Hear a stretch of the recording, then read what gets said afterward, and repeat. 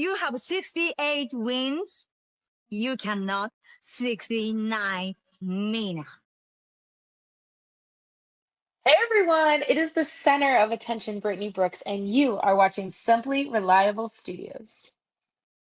Come on over, Simply. I'm being see, earlier I said something stupid to him, and now this is my receipt. Okay. Sabu's just sabotaging you. Yeah. He sure did. Hijacking. Yeah, he's taking over.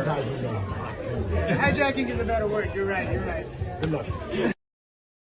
Shout out to Simply Reliable Studios making their Symphony debut, sponsoring this match and the entire Dragon Kai demonstration.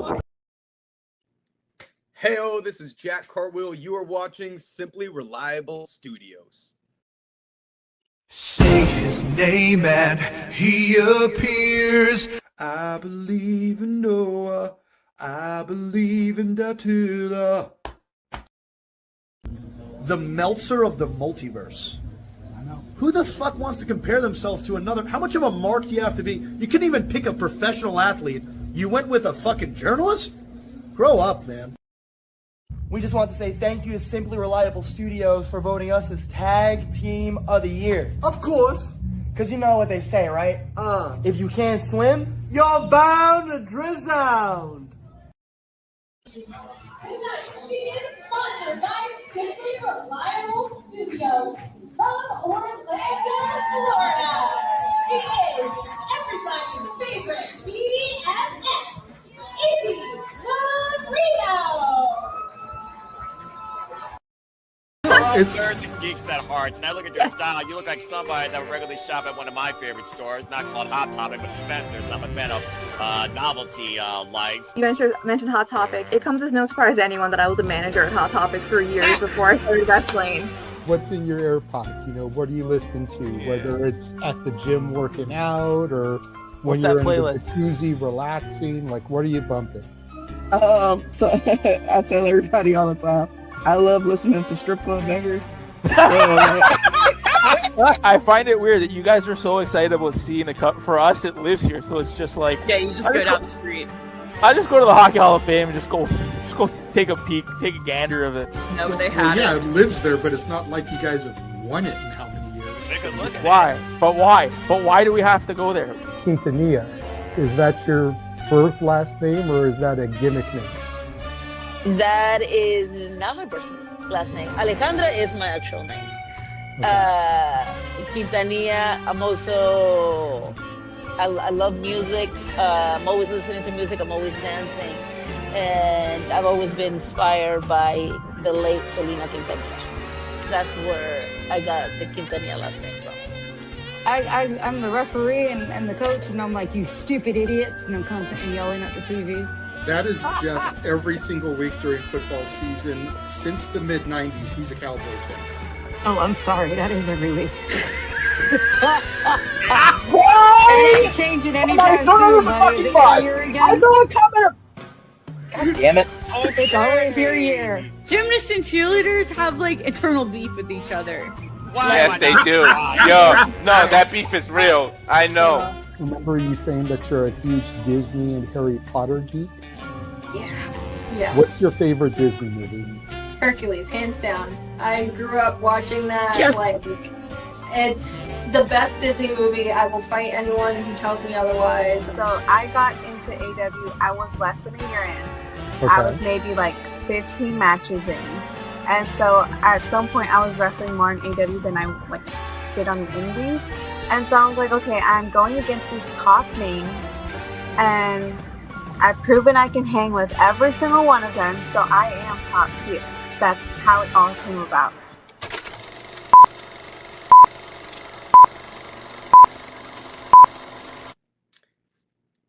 Heyo, this is Jack Cartwheel. You are watching Simply Reliable Studios. Get it? Got it.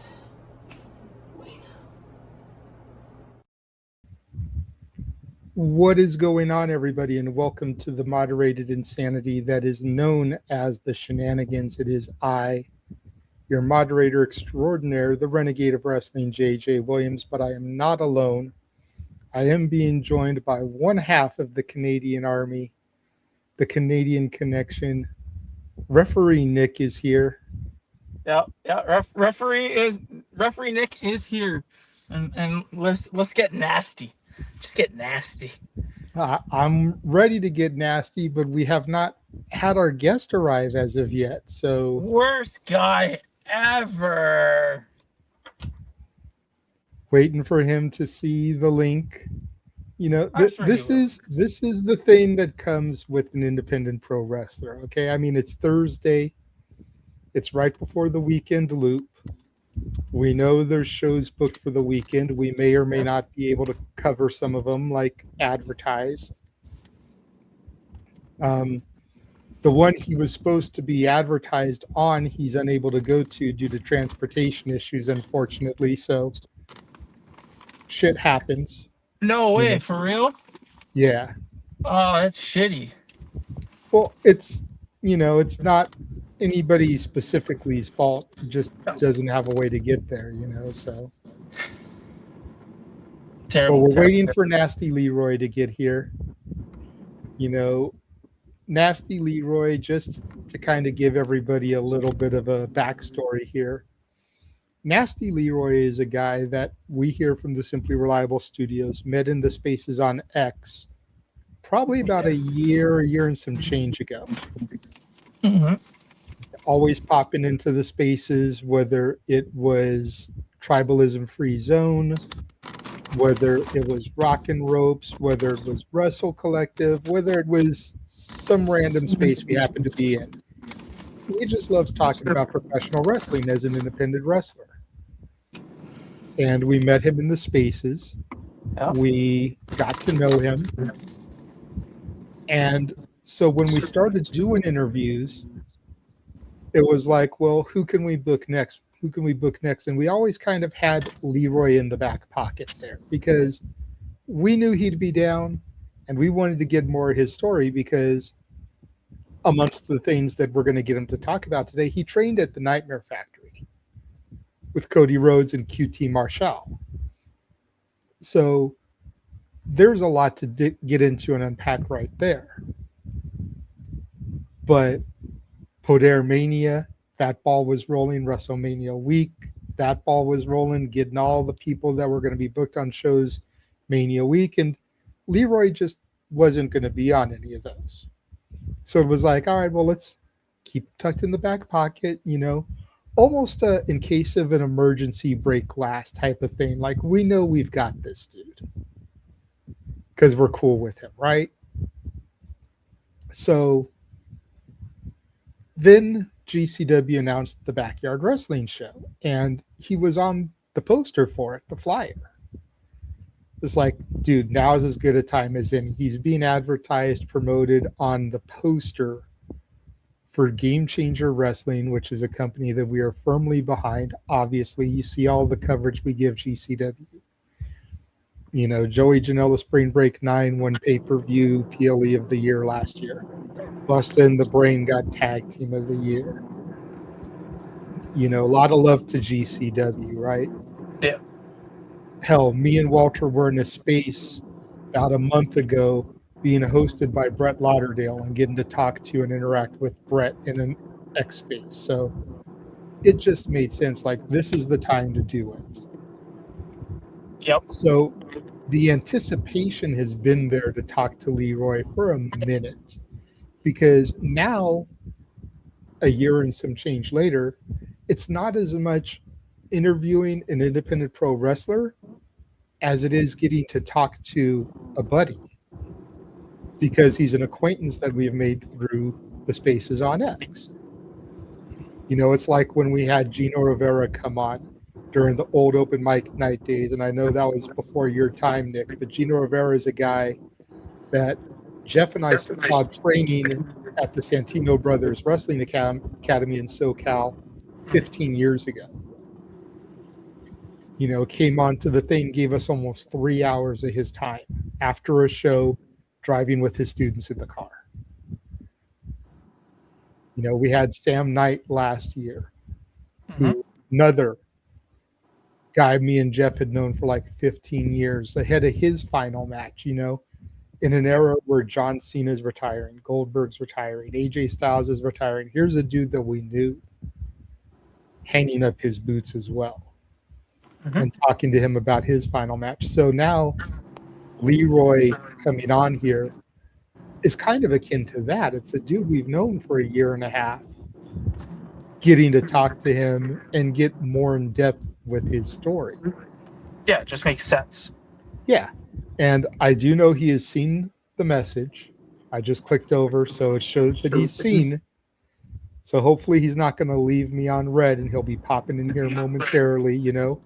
Already got 30 plus people watching us right now. Shout out to you guys. Love the fact that y'all are tuning in early, ready to check out this guy's story. Nick, what are you looking forward to most about talking to Leroy here today? Oh my goodness.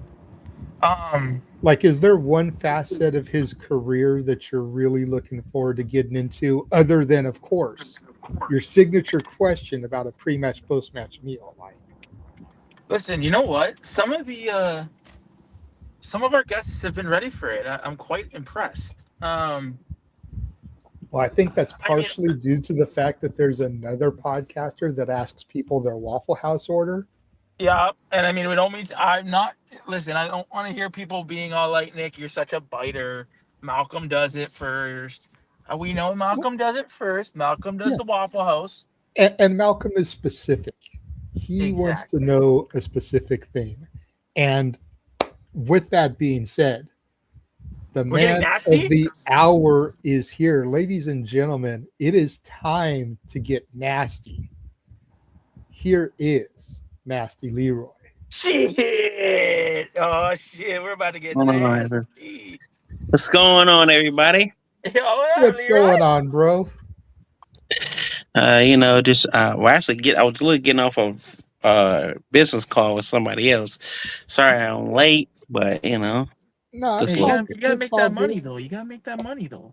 Yeah, you know, I mean, it gave Nick and I an opportunity to kind of catch the fans up about how we kind of came to know you, you know, through the spaces on X and everything, and give a little bit of backstory. Because if we had done this interview, you know, a year and some change ago when we first met you in the spaces, it would have been some wrestling podcasters interviewing an independent wrestler. And while it still technically is that, we've gotten to know you over the last year plus, so now it's like some buddies getting together to talk.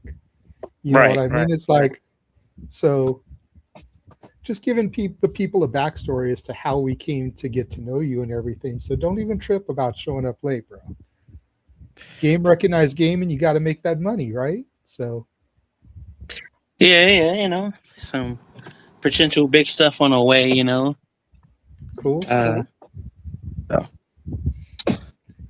Nick will be right back. He has a thing where when people pop into the stream, it jacks up his audio, so he's got to drop, come back. He'll be right back. Okay. We go through this all the time with him. We like to joke it's his Canadian internet connection. So you know. Canadian internet connection. It's the Canadian Wi-Fi up here. You can't help it. Damn, let's start on trees, man. Where you at, probably? You know. The maple syrup getting into the Fios lines and shit, bro. Listen, I can't confirm nor deny where maple syrup has been. You know, you know. So, all right, Leroy, let's get into this, man. So the first thing that we always like to ask everybody is, how did you discover professional wrestling? What made you fall in love with it as a fan, as a little Leroy? As little Nasty Leroy. All right, I want to see if I give you the real answer or the true answer. Give me the real answer, man. We're trying to get to know the man behind the character, bro. Peel that curtain back just a little bit.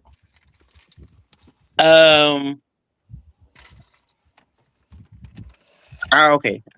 I'll give you the most honest answer I gave everybody. It's the truest answer. I can't have it.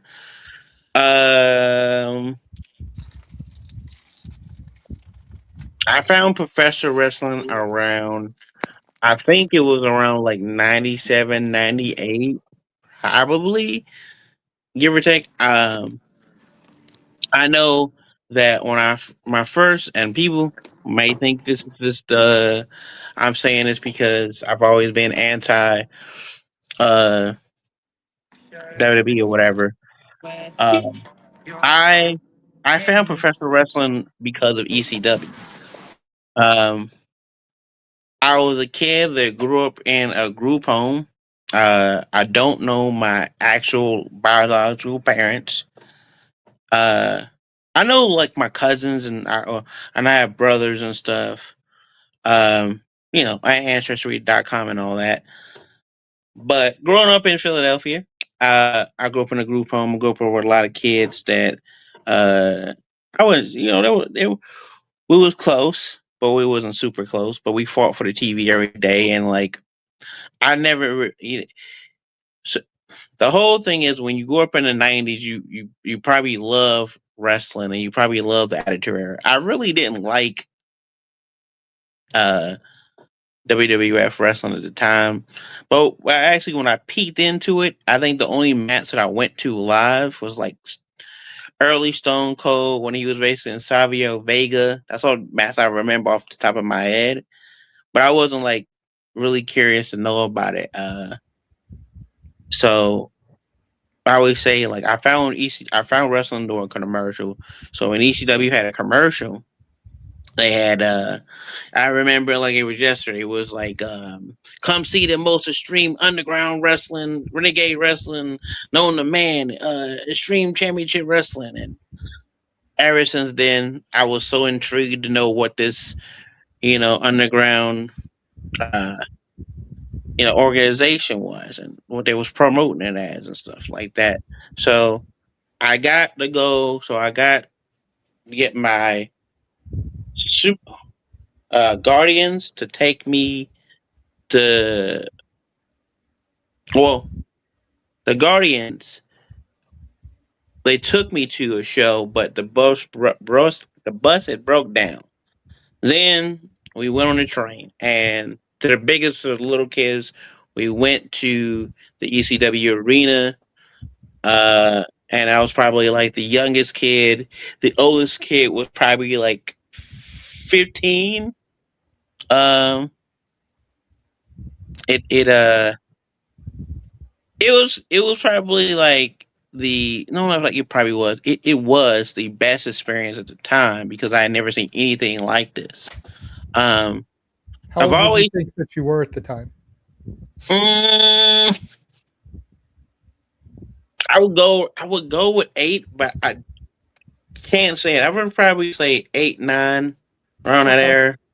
Okay. Maybe 10 if I had to. So yeah, that whole thing.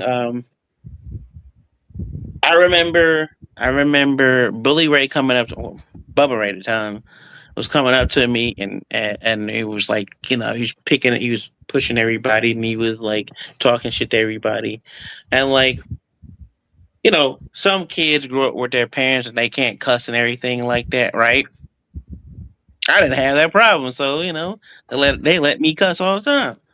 So like to me, it's nothing to me to cuss. So I try to like when I'm at family friendlies to keep it at a, I gotten better. So I said to Bubba Ray at the time because he was messing with my friend at the time, Don Trey. I said, fuck you, Bully Ray, and stuff. Even back then, was ready to crash out and fight somebody over my peoples.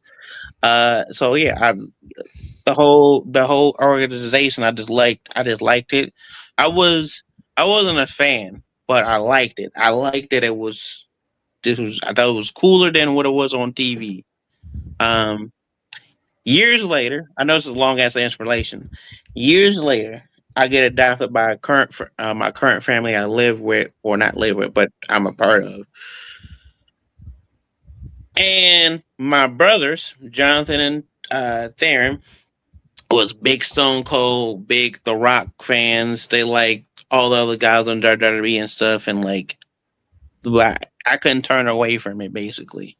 So it's like early 2000s. I had to be like 15 probably. And my every time Stone Cold came out there, my brother made me hate Stone Cold. And basically I just rebelled. Anything my brothers liked, I didn't like. So I would watch it just to spite of them of liking different people. Did you turn the light on in the living room? So, um, it's a thing. It's a thing where so if my brother would be liking The Rock and both of my brothers, they like all the main event guys, right? So I usually would like the Intercontinental title guys or whatever. So, your Jericho's, your Billy Guns and all that kinds of stuff. So, I like the Road Dogg and all that, which is funny now because Billy Gunn's my coach, and I troll him all the time about how I'm a NWO guy. I don't really like DX. I get my ass whooped for it, but so I went to my uncle's house, and I was watching like WWE because that's what I knew at the time, and I ain't gonna lie, I didn't like it, so it was on. I watched it. And I went to my first independent show. It was Ring of Honor Chicago Reds. It was Jimmy Jacobs, and it was Jay Briscoe, and Agent Fall debuted, and that was the moment. I think I could say hanging up when he was hanging up on the ceiling, and then because the Agent Fall promo, and I was like, "Oh, I like this." It wasn't just that; it was also like Homicide and like the whole Ring of Honor presentation, and I was like, "Oh, I like this." Matter of fact, no, it came to I liked wrestling, but I love this. I actually love Ring of Honor. So that and going to AAW shows, and it was a fun time with my friend Stevie and my uncle and all that kind of stuff. And so yeah, me and my uncle used to go to like Shimmer shows every time I'm in the Chicagoland area. Every time we go to up the Burlington Eagle Club, he knew the guy who owned the building, so he would like, yeah, I know the guy who owns the building. We can just go up there. So we go in there, he get discounted tickets and stuff. And he would tell the promoter to give me discounted tickets, and we watch Shimmer and stuff. He used to mess with me and him all the time about like, all different kinds of funny jokes, and me and him want to almost kick his ass all the time, but he liked Shimmer and stuff. So I ended up liking professional wrestling because of like the other stuff, and then like old school. I hate to even compare this about me and that rat bastard MJF, but just like MJF, I liked old school wrestling. I actually loved it more than I liked the current stuff. And I think that's the only similarities I will only give that rat.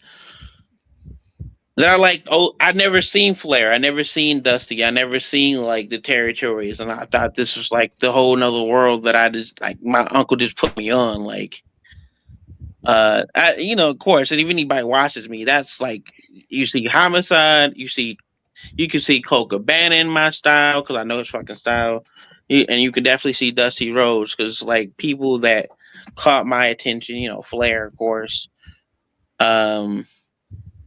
So yeah, I just like the alternative. I always thought like independent wrestling like it was like very interesting, and it was very like another world.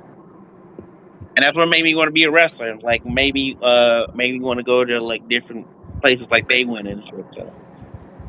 Listen, you're totally better than MJF. Don't worry, buddy. Yeah, MJF got nothing on you, dude. We're going to get into the rat bastard stuff in a little bit because I know I done told you that when we talked about it previously. Like we've got to get into the rat bastard list, but we'll put a pin in that for now. But I think it's interesting though that your story, basically, you got into professional wrestling through the independent market. You saw the mainstream stuff, but you didn't really care for it that much. It was ECW, it was ROH, it was Shimmer, AAW, you said. It was the underground stuff that really kind of captivated your attention. I think you're the first person we've talked to who said that they really kind of got captivated by the independent scene and wanted to become a wrestler because of that. Everyone's always saying, oh, it's The Rock, it's Stone Cold, it's Goldberg, it's Hogan, it's Warrior, it's Rock Hogan at WrestleMania, and just those opening moments of staring at each other and turning and looking at the crowd and the way they held the whole audience in the palm of their hands, or it's stuff like that that we always hear made people want to be a wrestler. So just the fact that your story comes from the independent scene, I think is very interesting. Yeah, I would say that. Who would you say on the independent scene, and it's okay if the fans don't know some of the names you throw out here, as the AEW fans like to say, that's what Google's for, right? So who are some of the independent wrestlers that you saw when you were getting into it that really were the ones to kind of captivate you? It was Homicide at first, because like that whole, they talk about aura and stuff, but the true definition of aura started for me. It was Homicide, and I don't think people understand. Like, some people do if you watch his TNA stuff, but he had already been established to me, because I was watching him on Ring of Honor and stuff. But Samoa Joe was already gone when I started watching. He was on TNA, and but I knew about Samoa Joe because I watched old DVDs on Ring of Honor about Samoa Joe. So it wasn't I would buy. My uncle wasn't super rich, but he had money. So he would let me just every event he knew that I liked more than the t-shirts, more than anything. I would get an 8x10, and I would get a DVD, and he would let me get a DVD almost every time we went to Ring of Honor and AAW and Shimmer stuff. He would be like he would be like if Mia Yim wasn't on the show, which he really loved Mia Yim, which I also like Mia Yim. I think because I like Mia Yim, he liked Mia Yim. He liked LaFesto. I like LaFesto. I like Chile and Melissa. He would go for who I like, and so he's like, oh yeah, Leroy, you have good taste. So those are the ones I liked. Ring of Honor wise, it would be, it would be Danielson, it'd be Joe, it'd be Kenta, but Homicide captured me because anytime somebody fucked up or somebody knew that it was basically, you knew you was getting your ass whooped. It was a big fight field. The aura was in the music. He came out to Benny Siegel Speak the Truth. When you heard the people banging on the barricades and stuff, it just felt different. I can't. So when I normally go on TikTok streams or Twitter spaces sometimes, and if you're mostly a WWE fan that you haven't watched old school Ring of Honor, and I say Homicide, you'd be like, well, he was cool. Nah, you don't understand. It was different. He come out there and it would be like, oh, it'd be like going to war. So I just those are that's one of my big influences. I'm glad I got to give him his flowers. More importantly, I think that's more importantly that I wanted a match from him, but I'm glad I got to give him his flowers and he received those flowers. So that's one of those things I got to do at the Hall of Fame. That was one of the cool things I got to do. Homicide. Let me go down the list. Homicide, Nigel McGuinness. I like Julius Smokes. I'm trying to get my friend to be I'm trying to get him to be the modern day version of Julius Smokes because he wants to come out with me, but he doesn't know how to be a manager. Let's see who else. I'm trying to think. I said LaFesto. I said Chili Melissa. Oh yeah. Melissa. No, not Melissa. You know, I like Carissa Perez and Nicole Matthews, the Canadian Ninjas. I think that was really. I think there was really good. Uh, I just like the character of like Portia was such a like snarky kind of character. Like she was such a smart ass. Um, um, you know, pre Oscar, I like Kana. So, um, Dakota Kai was when she was before she was Dakota Kai. I like that whole people. Trying to think who else. It's like so many different people. I like Mischief. Um, and then later on, I discovered CZW. So I discovered who Adam Cole was, and I was like, oh, this guy. And I think it was the moment I seen him, I was like, oh yeah, he's gonna get pushed to the moon to CZW, and then Ring of Honor he started appearing. I'm trying to who else.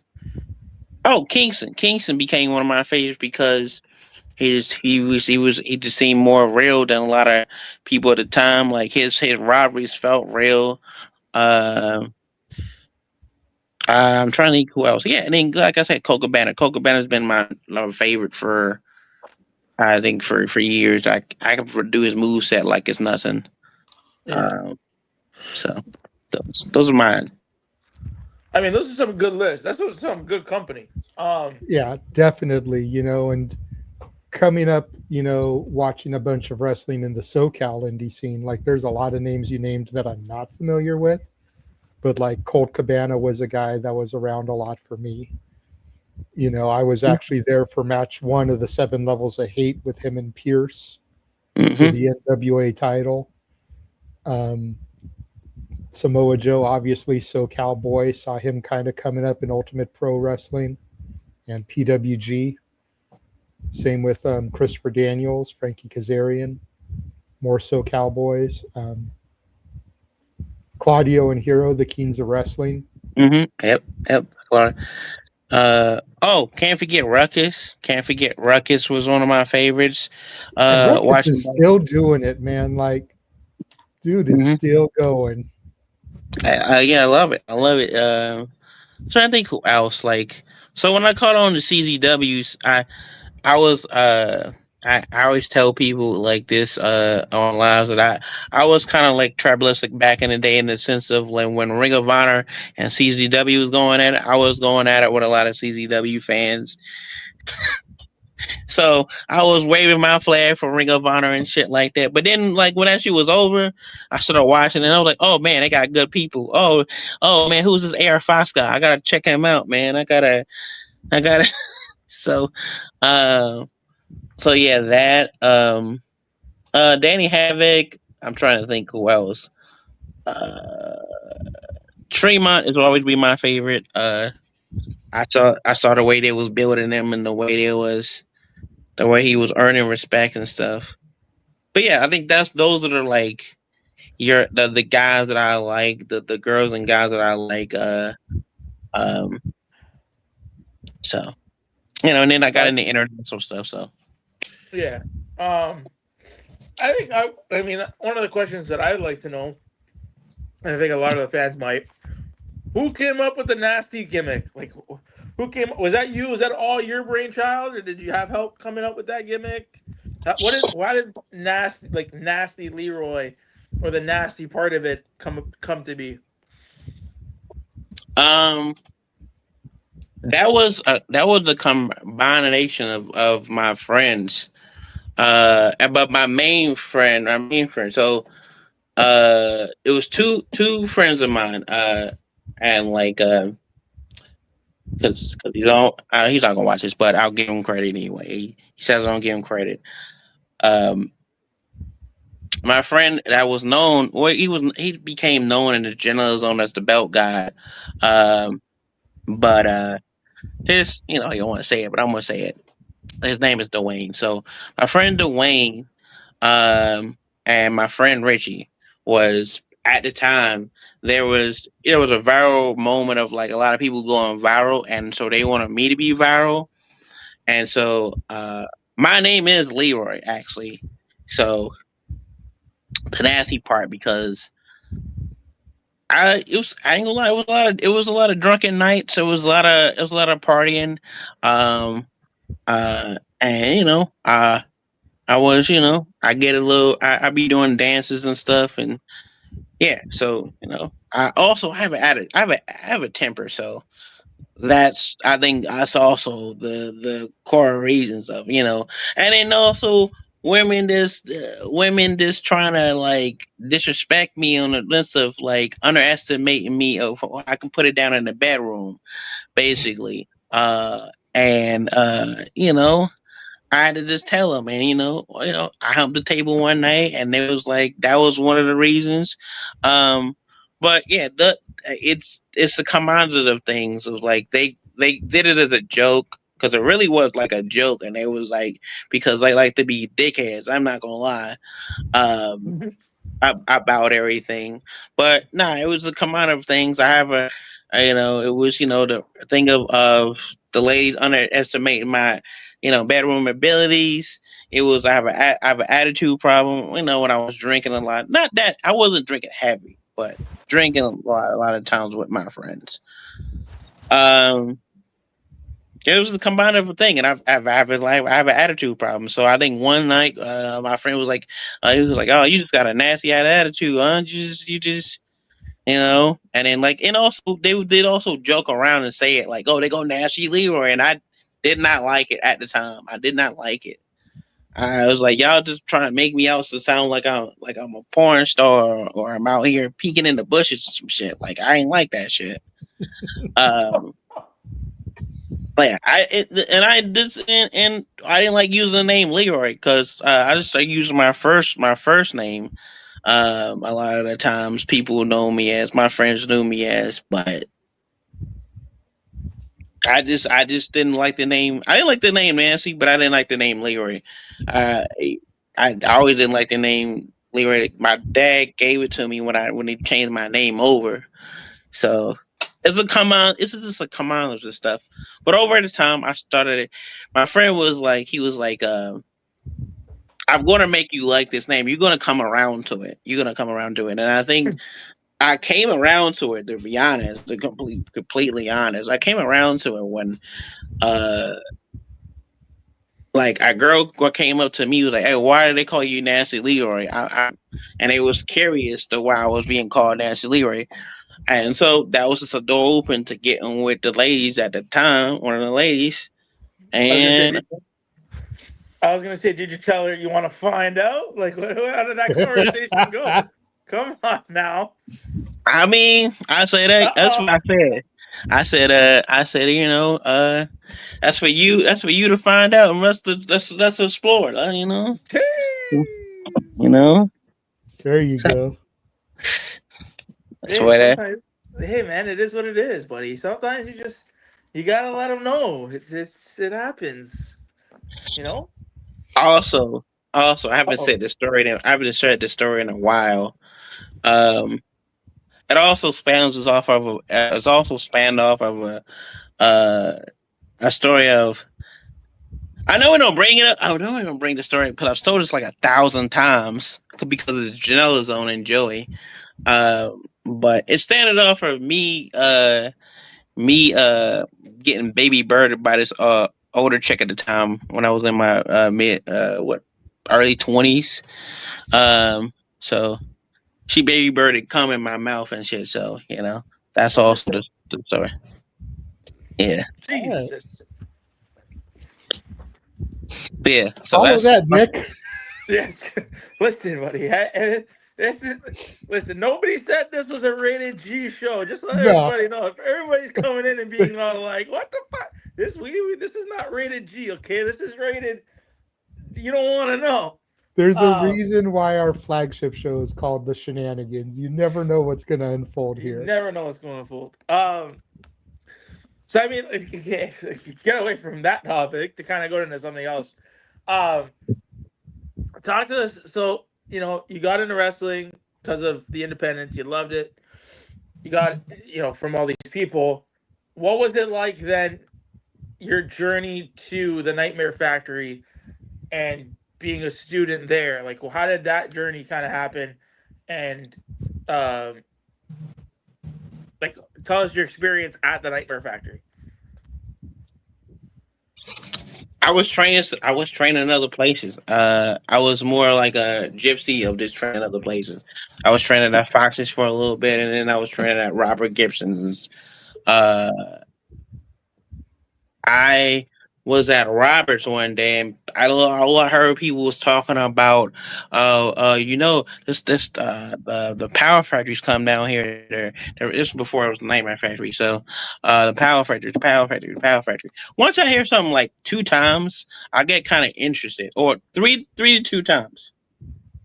And so they was like, "Oh, this is gonna be this big camp with all these guys coming down here and stuff." So at the time, it was QT for the Monster. It was supposed to be Monster Factory South, but ended up turning into like the Power Factory. So, and it was Punisher Martinez before he was Damian Priest, and it was LSG down there, Leo C. Giovanni, and Delirious, and it was like a super camp. And so I was just comparing about that. So I said, you know what? I'm gonna get some money together. The money that I had saved up, and I went up there. I went up there. I did the camp. They liked me. I was supposed to spend a couple weeks up there. I really was supposed to spend a couple weeks. I was gonna go move back up to Philadelphia, move back home and stuff. So, homesick and all that stuff. So, um, fast forward, Cody came in the facility. He liked the facility. He liked that him and QT had a relationship. They got cool. It changed over to the Nightmare Factory. They combined the Nightmare Factory and the Power Factory. I didn't join none of the camps, so I was already like, to me, I was already in the business already. I broke in 2014, but I left and came back, so I was trying to start back over. This is like 2016. So I was like, all right, I just got to get foot back in the door. So it's kind of like a restart. So I did multiple camps with them. I did like all their super camps and stuff. But when they started doing the Nightmare Factory camps, I didn't do those. But I just would do training. I would start training with QT. QT would take me in the ring, and he would tell you this. He was like, "You got all the personality, you got all the charisma, you got all that stuff, but your wrestling, you still need work in wrestling." Matter of fact, he's like, not even kind of. He's like, you're trash. You're trash. And I was like, and some people be like, oh, get mad at that or whatever. But I this is the first time somebody was keeping it honest with me, keeping it in the buck and keeping it brutally honest, which I liked it actually, because everybody would be like, oh, you're good. Oh, you're doing good and stuff. And then they wouldn't put me on their shows. So like, I want you to tell me the brutish honestly, what do I need to improve on? Like, he was like, oh, you need to improve on your fundamentals, or you need to improve on wrestling and stuff. And yeah, you just tell me the honest truth. So, when the Nightmare Factory started, the first camp, I was around, but I wasn't there most of the time at the facility when they was doing it. Most of the time when they have the camps, I'm not usually there of like the campers and stuff. So, because I already did like the super camps and stuff, but I would be training with them. Like, oh man, we used to train like 3 days. Now it's like 2. We used to train like, we used to train Monday, Tuesday, Wednesday. And we used to have like multiple rings. It was back then when Glacier would still come up there. This is back when Cody would be there on a regular basis. And Damien, well, back then it was Parker Martinez would come down there and he would like do train sessions and stuff. And he would come down there like a couple weeks, like and stuff, teaching us how to do uh the agile stuff, the luchador stuff, and stuff like that. But also like um I think QT had she still had like the drills of like the how to do the WWE style drills of like trials and stuff. Um, so yeah, we do the great crushers, we do all that stuff, and like it was so hard that people would leave all the time. Like he would let people go a free week. Yo, if you come here a free week, see how you do, then you want to pay nothing. But people kept leaving and leaving and leaving and leaving and leaving and leaving. So like when the Nightmare Factory started, he was like, fuck that shit. Or he didn't say fuck that shit. He was like, well, we're not going to do that anymore. We're going to just do camp. So you have to thing. I think it really messed them up, to be honest. And I've telling them this is I think they kind of like was overcharging people for the camps. I mean, people still come at the Nightmare Factory because it's the name and stuff, and like, but also it's WID. But I really feel back then when I was training there, like the best thing about the factory was you come get this work. And yeah, it was probably one of the harder schools to you train at because the training's really hard and stuff like that. But also, it would have multiple. We would have multiple rings, multiple coaches. I'm talking about from Cody to Glacier. It was a time that Shug D, some people know him as Pampo People. We only call him Shug D around these parts. Was my coach at the time. We had like the cat. We had a whole bunch of people popping in and just like giving us knowledge. Coming from Nightmare Factory, but I'm a little bit of prodigy of both. I'm a little bit of like Nightmare Factory, and also Power Factory mixed into one. So yeah, yeah. So you're the OG. Out of all the people that you worked with and trained with at the Nightmare Factory, and the Power Factory, because you rattled off a good chunk of people, who would you say that you learned the most from? I learned a lot from a lot of different people, but I would say the most was like, okay, QT for the in ring and stuff, because he helped me be a better wrestler and then like a better performer and stuff. And I know he gets a lot of criticism by IWC, but Cody taught me a lot about presentation.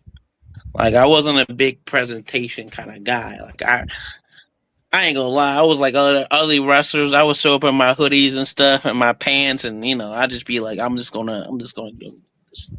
But I wasn't bumming it, but like I would just be like, yo, this is my streetwear. This is what I do. This is what I wear. Like but like QT was also about like if you're gonna manage, and Cody was the same way. I think they were similar in the sense of their ideologies of like projection. He told me this, and I never forget this. He told me perception is reality. He said if you carry yourself like a superstar, you walk, talk, act like a superstar, you are a superstar. But the one that's stopping you is you. If you don't dress and talk, if you don't dress like a superstar, how people supposed to take you? You want to be this main eventer, you want to be this star, but you don't dress like one. And I say he wouldn't tell me to put on a suit, but like it would be like I'm telling you without telling you type of stuff. Yeah, like implied. Yeah. So it's like you don't have to wear it, but like you should. You should. Yeah, basically. But QT would be like, okay. So he would be like, you don't have to wear a suit, but at least wear something like, maybe like something like a dress shirt or whatever when I would manage. At least do that.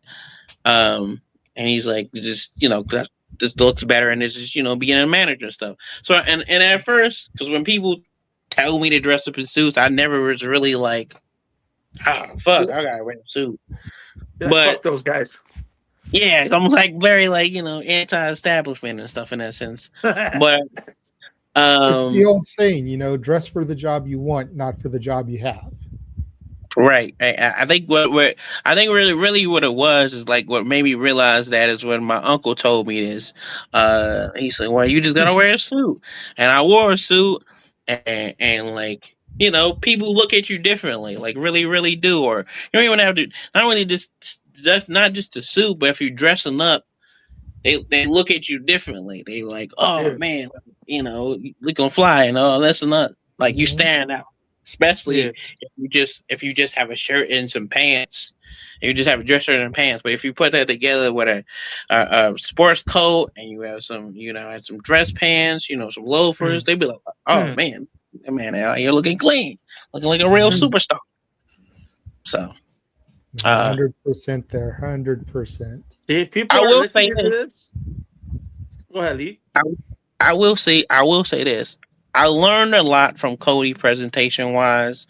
I learned how to dress walk like a superstar.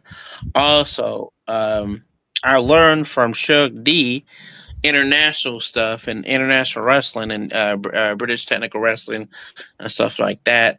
I also learned. He told me the minutes thing is a real thing. He told me about making your minutes. If you make your minutes, nobody can take that away from you. No matter if you do it in 30 minutes, 30 seconds, 5 minutes.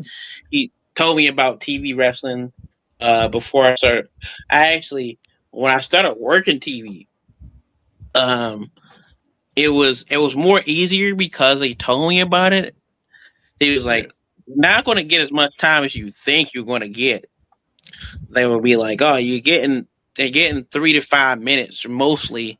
If you're doing an enhancement match, mostly or whatever. So, especially if you on the first time for going for TV, for extra work and stuff like that. So, I learned and managed, try to do the best of my ability. Well, Right, that's the same maximize thing those minutes. Yeah, and I mean, we sang her praises. That was my world. Like, she was a prime example of that. She took a situation that she found herself in. She maximized her minutes, and look where she is now. Right, like just coming off of being a finalist in the Owen. One of 3 main events at Forbidden Door. Being in a stupid fucking casino. Anyways, I'm not gonna talk. We're not here for that. Vic, no. We're not here for that. We're not here for that. I still say she should have beat Mercedes, but that's just me. Don't get me started. Anyways, yeah, no, it's all about maximizing your minutes, and you're right. Wrestlers should do more of that. Not feel like they're too big for the spotlight. You're an enhancement talent. You get your 3 to 5 minutes, whatever it is. You make the most of it. Like simple, just a simple thing. So I mean, you touched on the Nightmare Factory. So you went into the Night Factory. You're training. What? Then you get so now from that point, how long until you gave or you got contacted by Brett at GCW and now, at that point you're doing your stuff with Brett. Talk to us a little bit about that stuff. It was right when I was doing my AEW stuff, like right after the AEW. I came off I came home. Well, I didn't get come home until later, but I stayed in Florida. I stayed in Jacksonville for like 6 months. So I would so what I did was I would go I went home to Atlanta. Or not home, but the place where I live. I can't call that city my home. I won't give Atlanta people that. But I went to my place. By the time I went to my place, I would just say this. I had to go because I had to go get tested and stuff and do all that. So I get contacted going back to Florida. I'm literally gonna go back to Jacksonville, and so after like get tested, I come back as I'm getting ready to like I'm literally about to be contacted by AEW, and it was like, yo, we're gonna bring you back. But then at the same time, Brad hits me up on Facebook Messenger and says, hey, well, they don't even say it. Let me rewind it because I gotta rethink this shit. I was on live with Joey on Janela's Zone, and he surprised me of me being at GCW. I was in Jacksonville for 6 months. May have been 3, but I know it was a long time. I may be getting fucked up, but anyway, we was doing a live, and he was like, "Oh, I got a surprise for you," and I think the video's still up. I don't know if it's still up or whatever. The one thing that Joey forgot to do, he forgot to record most of the shit. Like it was legendary shit. Me and Danhausen had a great thing, and I wanted to pull that up and stuff. Not just because he's in WWE, because I think that's a great moment of me, me cussing all the time in my mouth, and him, you get taken off the air type shit. So yeah, he surprised me. And he was like, "Hey, you going to Backyard Wrestling? You debuting for GCW?" And it was a shock. I was like, I don't really cry like that a lot of times. So I broke down. I broke down but I broke down in happiness, because I've been trying to get on GCW for a minute, so. Yeah. I mean, for all intents and purposes, GCW is the new ECW, and you having found ECW when you were younger, I can understand why it would be kind of big for you to go there. Yeah, definitely remind me of ECW. So, so yeah, it was a total shock. Joey announced it. The video, I had my face doing like this because I don't want nobody to see me fucking crying or whatever. But I couldn't help it. I couldn't fucking help it. I cut a promo because he wanted me to cut a promo in that moment because I was so emotional. I don't even know what the fuck I said, to be honest. I think I said something about me.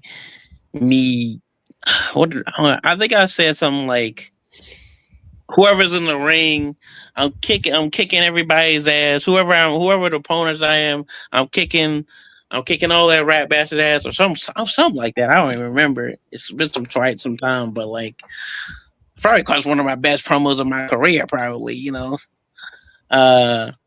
So. All right. Well, Nick mentioned GCW, and we've known you for, like we said at the outset, a little over a year now. All the independent wrestling we cover, the only time I've ever seen you wrestle was the Clusterfuck last year when you came out to New Jack's theme, paying homage to him, and then got in there doing your thing. And I remember Natural Born Killers hit, and I'm like, wait a minute, who's coming out to this? New Jack is dead. Like, what the hell? And then we saw the tag Nasty Leroy, and me and the guy that I was doing the commentary with at the time for our watch along stream, we were like, oh shit, it's Leroy.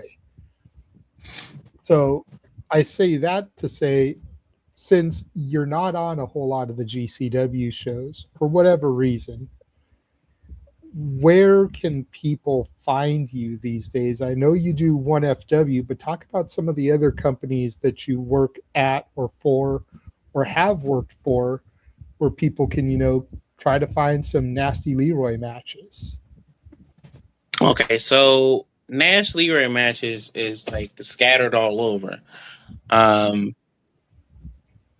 got most of my stuff is on Triller, but some of my stuff is on YouTube. For however long but- Triller lasts now, right? Like, Yeah. Triller seems to be a sinking ship. So how much longer will Leroy matches be on Triller? I don't know.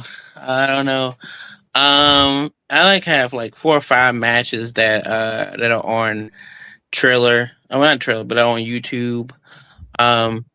So okay, I would say talk about the companies I have worked for, but before I do, I like to preference that I'm strictly one fall right now because and this is not a shot to anybody or whatever. It's just been strategic of like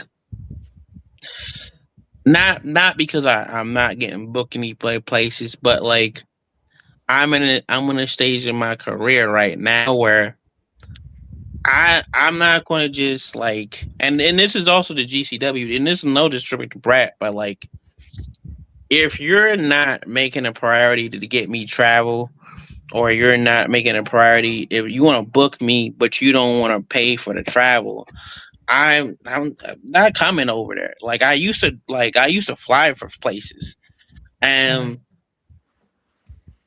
I'm not doing that shit no more. Like it doesn't get me in the momentum. Like when I was first breaking out with Joey and stuff, I would fly myself out. I would do all that stuff. It's kind of like the tryout theory. I have this theory with tryouts where I've done so many tryouts where if you really wanted me, you could get in contact with me. That's how I feel.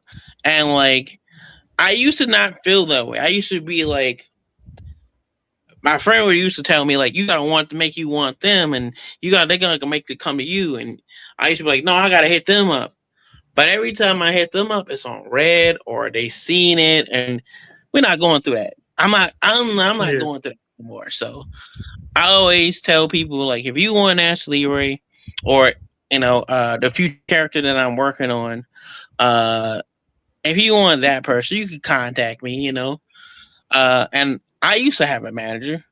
Well, my manager was my friend. We're not working together because I fucked up. But I currently do my own stuff right now. And if you want to hit me up, you can hit me up. But now before you go on, does that extend to things like WrestleMania week? Because like I said, I noticed you were on the show last year, but I didn't see you on too many shows for WrestleMania this year. And we were out there for Mania this year, myself and my buddy Walter. Yeah. So, like, do you travel? Are you still down to travel for like WrestleMania week type of stuff to try to get yourself multiple bookings, for that week, or you still hold to that? If you want me, you know where to find me. I still hold to that mantra because like that was like before when Mania week and after Mania week. If you really wanted like and this is how and this sounds like conky whatever, but it's like tried and true like what I realized. Mania week, before Mania week, people when I was hot, right? When I was like the hottest thing going on the indies, people would contact me like weeks before and be like, Larry, we want you to come here and we want you to come here and this it'd be like multiple promotions contacting me and then I would accept the booking, but then we would talk payment and all that kinds of stuff and then most of the time it was like, you know what, I'll go half on it. We'll split travel and stuff like that and I would like pay for my flight mostly for Mania weekend, mostly with GCW and other promotions and stuff. Because I always thought it was a good, I don't want to. So the whole thing I got from Joey was you don't want to charge too. Yeah, I don't. You don't want to overcharge, but you don't want to charge too much. So I didn't overcharge. I even actually would tell people, hey, we can work out something like getting the lowest flight of my travel.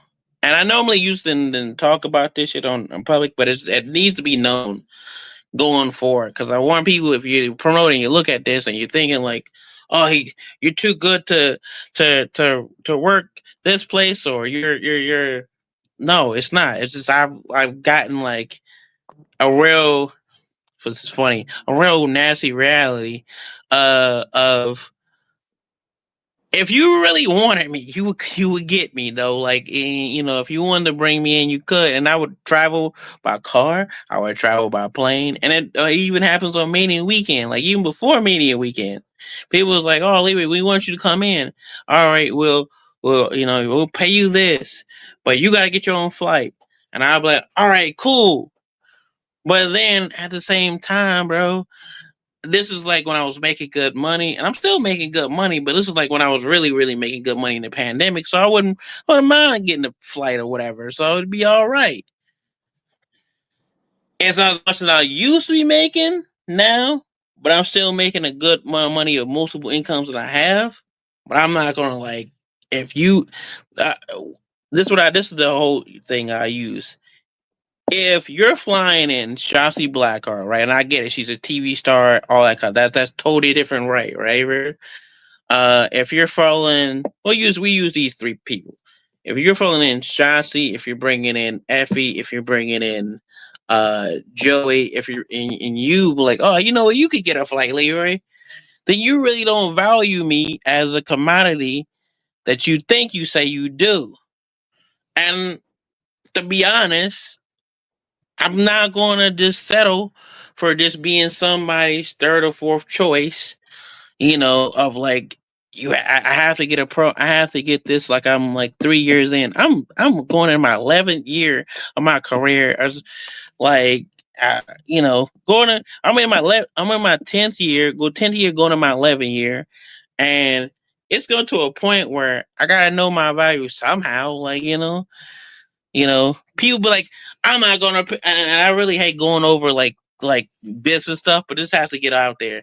I'm not paying you $100 and stuff, but you'll pay other people like Matt Car. Let's get to that. Matt Cardona got paid $2,000 on GCW shows, and you don't want to pay me $100. What the fuck? I would at least get $100, bro. Like, you paying, I get it, TV star, all this other stuff, but you don't want to pay me at least $100, dog. But you're just doing clusterfuck stuff, and you're just this, and you should appreciate where you should be on the card, and you should just take this. Nah, fam, we ain't on that shit no more. Because then I'm barely getting on shows. I'm a per appearance wrestler at the most, but I'm like the Undertaker in these pieces. I'm like Roman Reigns in these pieces. What's the Undertaker? I'm like, you only appear once in a while, so you can't pay me $100 just because of that. Nah, this is here. Yeah, bro. Like I just feel like I just realized that other people you can know other people's worth. You can pay this person, and shout out to Shotzi Blackheart. You can play all these people that either come on the independents or are independent names, but I gotta get like $50 and like that shit, or not even 50. Get 30, get 20, or sometimes not even forget to pay me. Forget that. Oh, well, Leroy, you just did a match, and you're paying Cheeseburger more than me. What's the disrespect at the most thing? I ain't gonna say who promotes or who did that, but they know who they are. Like talk to them, buddy. Talk to them. I think I was more mad at that than anything. You gonna pay a fucking Red Bassett who he comes in once every while. I'm waving the flag for your promotion. I'm wearing the hoodies. I'm promoting your place. Ain't nobody on a roster other than the two people that wrestle there regularly promoting. So I get the blue end of the stick. How does that sound? Maybe it sounds egotistical. Maybe this is my quote unquote heel turn in the industry and I'm becoming better. But I'm not. I'm just saying the facts. Yeah. I don't take it as a heel turn, bro. Like you said it during that little tirade there. It's knowing your value, knowing your worth. Yeah, 100%. And betting on yourself. And it's something that, you brought him up when in a way to diss, but Cardona bet on himself, knew what his value was, made sure he got that value. Cody knew his worth, knew what his value was. He wasn't going to settle for Stardust bullshit. Mm-hmm. He knew you know your value, your worth. You know, if other people don't see that, that's on them. You know, it's the same thing with us and our little crew here, the Simply Reliable Studios. I know our value. I know what we can be. I've seen it for the last 5 years. But it's really started rolling since January. You know, this year, my boy here says it all the time to the point where fans have gotten tired of it. It's almost become a catchphrase. 2026 is our year. If you ain't on the train, I don't know what to tell you at this point. Right. You know, so I totally get, you know, you got fired up there, and I love that passion. Now, let's rewind.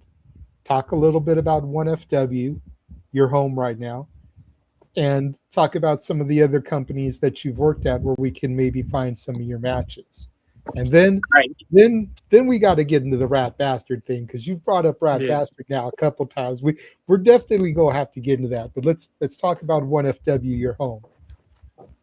So I'll go to promotions I work for in the past. So I work for New South Wrestling. I'll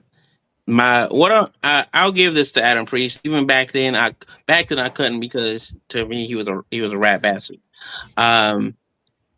And Bland Man, which is funny enough, went from Bland Man to Season Man, in a matter of some time.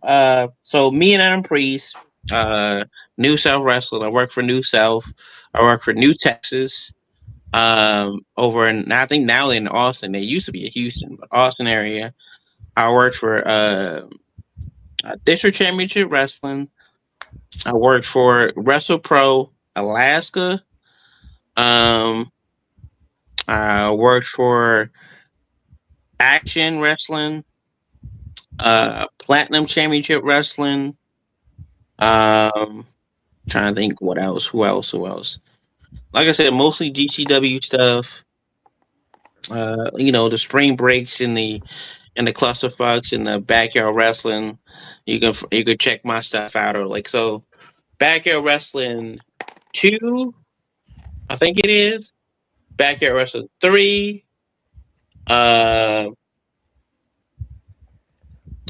Spring Break, what was it? It would be Spring Break 5? I think it's 5. 5, 6. What was it? Yeah. It was supposed to be Tampa, but I didn't make it to Tampa. But yeah. Spring Break 5, Spring Break 6 in Dallas, or Joey hit me in the nuts and super kicked me because he wanted his damn flowers. I won't go into that. I think that's it. If I'm forgetting one. Well, the clusterfuck last year. Clusterfuck last year, of course. Yeah. Yeah, I think that's it. I think they said I got a lot of shit on my resume, but I got maybe more. I think more. I did commentary at the 24-hour show for GCW. The commentary at New Texas. Okay, matches wise, I'll say matches. Me and Adam Priest, New South. Me and Cheeseburger, in like a 10-man tag we did not too long ago. Months ago, I think. Maybe even last year. Either last year or this year. He does his rat bastard moves and he cheated, of course. What else? Oh yeah, can't forget. Me and Retina Wrestling. I did a thing in Retina Wrestling where that's a really cool promotion. If anybody's in the Birmingham area, so definitely check that out. Me and Brandon Williams. I did a rare thing where I did technical stuff. The whole match. So showed a little bit of that. See what else? All the matches that I can. Those are like off the top of like if you wanted to look at my stuff, like me and Priest, me and Cheese, GCW one is the one of Backyard Wrestling 3. The spring breaks. So I think spring break 5, spring break 4, where the one in Indiana. That I was in that one. The one last year. Yeah, I think that's pretty much it. I think those are the ones. If you want to like just see me, in those. But yeah, praise Cheese. Beating up Cheese is fun. So anything with me beating up him. I'm trying to think what else. I have a lot of matches, but I just don't like. I can't like. Those are the ones that stick out for right now. But yeah, No worries. I mean, you said yourself you've got an 11-year career. If you sat here listing them all off, we'd be here all night. So, yeah. So you said One Fall. What's going on with me and One Fall? Yeah, talk just a little bit about One Fall Wrestling. All right, One Fall Wrestling is NWA might get a little mad about this, but I'm not working for them.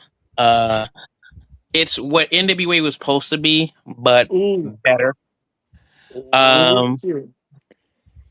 It's traditional wrestling, family friendly wrestling, but a little spin on it. It's classic wrestling, but a little spin on it. Like it's your Mid South, it's your world class, it's your TV style, studio style wrestling, but a little modern spin on it. Like basically, we have the best women's wrestlers in the country. And we'll be on TV soon. Like it's not an opinion. It's a fucking fact. So we got a Hyena Hair. She's been wrestling for I think 5-6 years now. I think. Hyena Hair. She's real. If I had to describe her character, she's a person. She's like a woman that had a bad day to turn into animalistic woman that's feral. If that makes any sense. You got the spicy quesadilla and Angelica Rest. Cause she'll be kicking your ass, but she'll be doing it with sauce and twerking on her opponents. But she also got a fiery attitude. She is the current reigning and defending 1FW women's champion.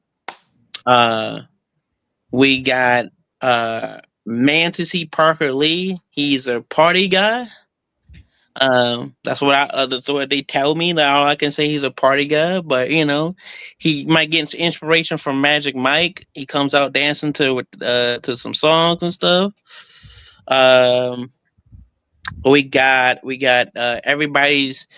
So one of our other than me being the top babyface there, we got Brady Booker. He calls himself the Big Brody. He's like the guy. It's like the opposite of what a football. His character's like what's that movie? Was it Blue Mountain State? Varsity Blues? No. I think it's Blue. I think it's Blue Mountain State with all the football players and stuff. It was like a Spike TV. Possibly. I think so. So his character's like that. He's a football player that he's everybody's best friend. He's everybody's homie. So yeah, he used to be in the Fed, but we ain't talking about that. He used to be with Chase U, but he's rebranding himself into Bodie Haywood. Yeah, so now he goes as Brady Booker. So we got this freak athlete in our roster. He's what 260. He's 6'5". He's a BC athlete as fuck. He's like, I'm not just hyping him up because he's in my promotion, but like I've seen a lot of athletic guys, but like I have never seen somebody who's powerful and has Rob Van Dam athleticism. Like he has a kick that like fucking does a Rob Van Dam kick that is insane. His name is Elijah Drago. He's the Ukrainian Thriller. He will definitely be on AEW for sure. I'm sure AEW is looking at them. Who else? I'm trying to think who else. We got my favorite Italian, Rosario Grillo. He has his own group called Intello. I can never pronounce their group name. But Cratello Grillo, as his own group, it's like our version of the FBI, basically. So we got them. We got a whole bunch of different stars. Oh, can't forget the Prodigy, the problem herself, Remy Reed, trained by Jonathan Gresham, Billy Gunn, and Cody, and Cody sometimes, but mostly Jonathan Gresham, QT, and Billy Gunn. She's like really like a top tier rising star, and not only just Georgia circuit, but in independent wrestling, like her mannerisms and stuff like that is top tier. She's already at the age she's at. She just turned 18. She's already a better wrestler than a lot of women out there. Matter of fact, a lot of men out there, to be honest.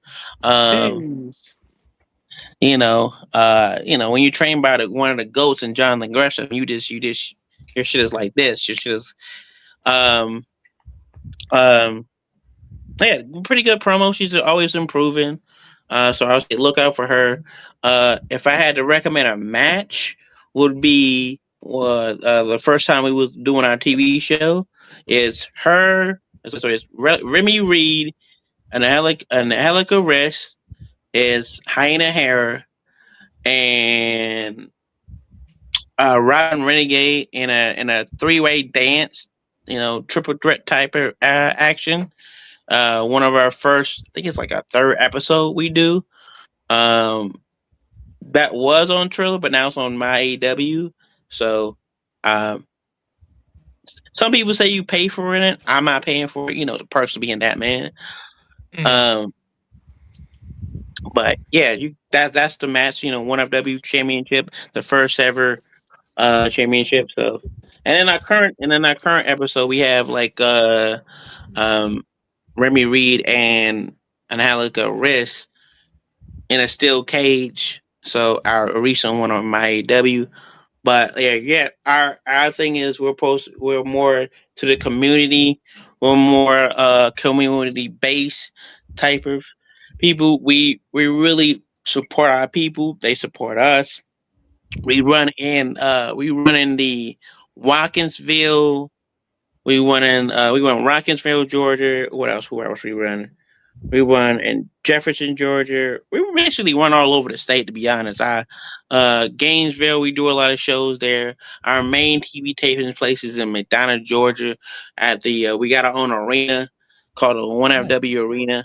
Our stuff looks like a national TV, but we're still independent. That's because QT's got the money. We got Billy Gunn popping up there mostly all the time. We got the Frat House from AEW. We got the Infantry from AEW. We've had the Shane Taylor Promotions. We've had Darby. We've had MJF. We've had the who's of the industry. And I will talk shit to all of them if I feel like it. But, only select people. Okay. Okay. So how does it feel? I mean, to kind of piggyback off of that, I don't know if you can speak to it, but how does it feel being on my AEW, being one of those first independent promotions, being on being on my AEW? I think it's earned. I think it's earned of me and all the unsung heroes for 1FW was pushing for we have a top tier place, so we would want a top tier platform. And as one of the originals of the promotion, me and Preston are probably the only ones. Me, Preston, and Chad Skywalker are one of the originals that's there. And I think it's just the left of all the hard work and stuff. It's earned. And I like to thank myself.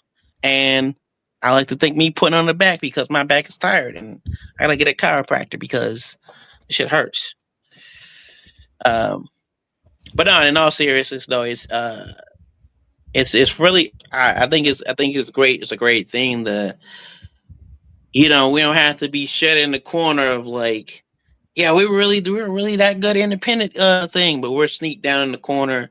But now people know, like, if you turn on MIAW, that I ain't just talk when you see what I'm saying of like all the people who not only has been there, but like top notch quality production, our top notch women's division, men's division. Of course, me being in there, being one of the guys waving a flag for the promotion. But and this is the thing, like I understand, like people wave the flag for their promotion, but I was doing it when nobody else was doing it. So I'm glad that to get the proper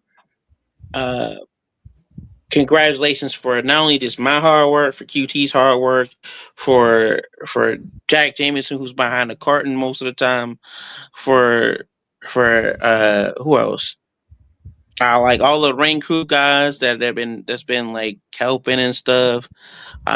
Just everybody that's been like always grinding. So my boy Solar, everybody that's been putting in the work. So it's a good thing. So, and they can see me whooping people up on AEW, and know that it's gonna come in HD. So Okay. Well, we said we were going to come back to it after 1FW. We need to get into this rat bastard list. For the people out there who are unfamiliar with you, because Nick and I kind of know, having interacted with you in the spaces. What is the rat bastard list? Who is on the rat bastard list? And if you can, a word or two. You don't have to go into like lengthy descriptions, but why are some of these people on your rat bastard list? Because I know I popped you in a space when I said that I had a couple people on my rat bastard list, and you're like, you got a rat bastard list? And I was like, man, no, I don't like these people, but I knew if I used that term, I'd pop you. You did. Caught me off guard. You did. My rat bastard list is not just people I like. It's just you scorned me, and now you got on not only in my bad side, you on the side of like the worst of the worst side. That's something you don't want to be on. A rat bastard to me is a shady, shifty individual that is a low down scoundrel. I learned that recently, scoundrel. And you just pissed me off in the way of like, I'm gonna get you, but in due time, I'm gonna make you wait for the pain. And it don't see a lot of let's talk about this. A lot of people in wrestling are like, they talk behind people's backs and they like I don't like this person, but they be nice to them and stuff. I'm a person that if I don't like you, I want you to know that. I want you to feel it. I want you to know in public and anybody that if you're talking about him, Leroy don't like him. Like I'm not with that fake shit. So I'll just call it out and I'll let it be publicly known. And who's on the list? I'll tell you on the list. Some are known to people, some are national TV names, and some are local independent names. But it don't matter who it is, you all can get these hands. So those persons, number one, Uno is MJF. I recently put him back on there. He was on there for a long time.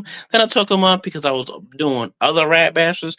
So I was like, you know what? He ain't messing with me. I ain't messing with him. He ain't messing with, I left it alone. Before that, it was Tony Evans and it was David Ali and it was Atticus Cougar. Well, it's still Atticus Cougar, but It was David Ali and Tony Evans.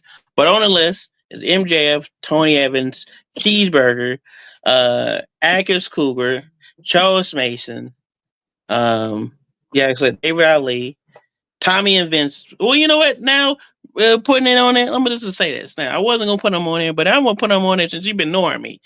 And recently on the list now, Tommy Invincible. Fuck that guy. That's who's on the list. So anybody can be on the list. I don't care who it is. I don't care if you're on WTV. I don't care if you're on AEW TV, GCW. The list knows no bounds. You want to talk about, and what was it?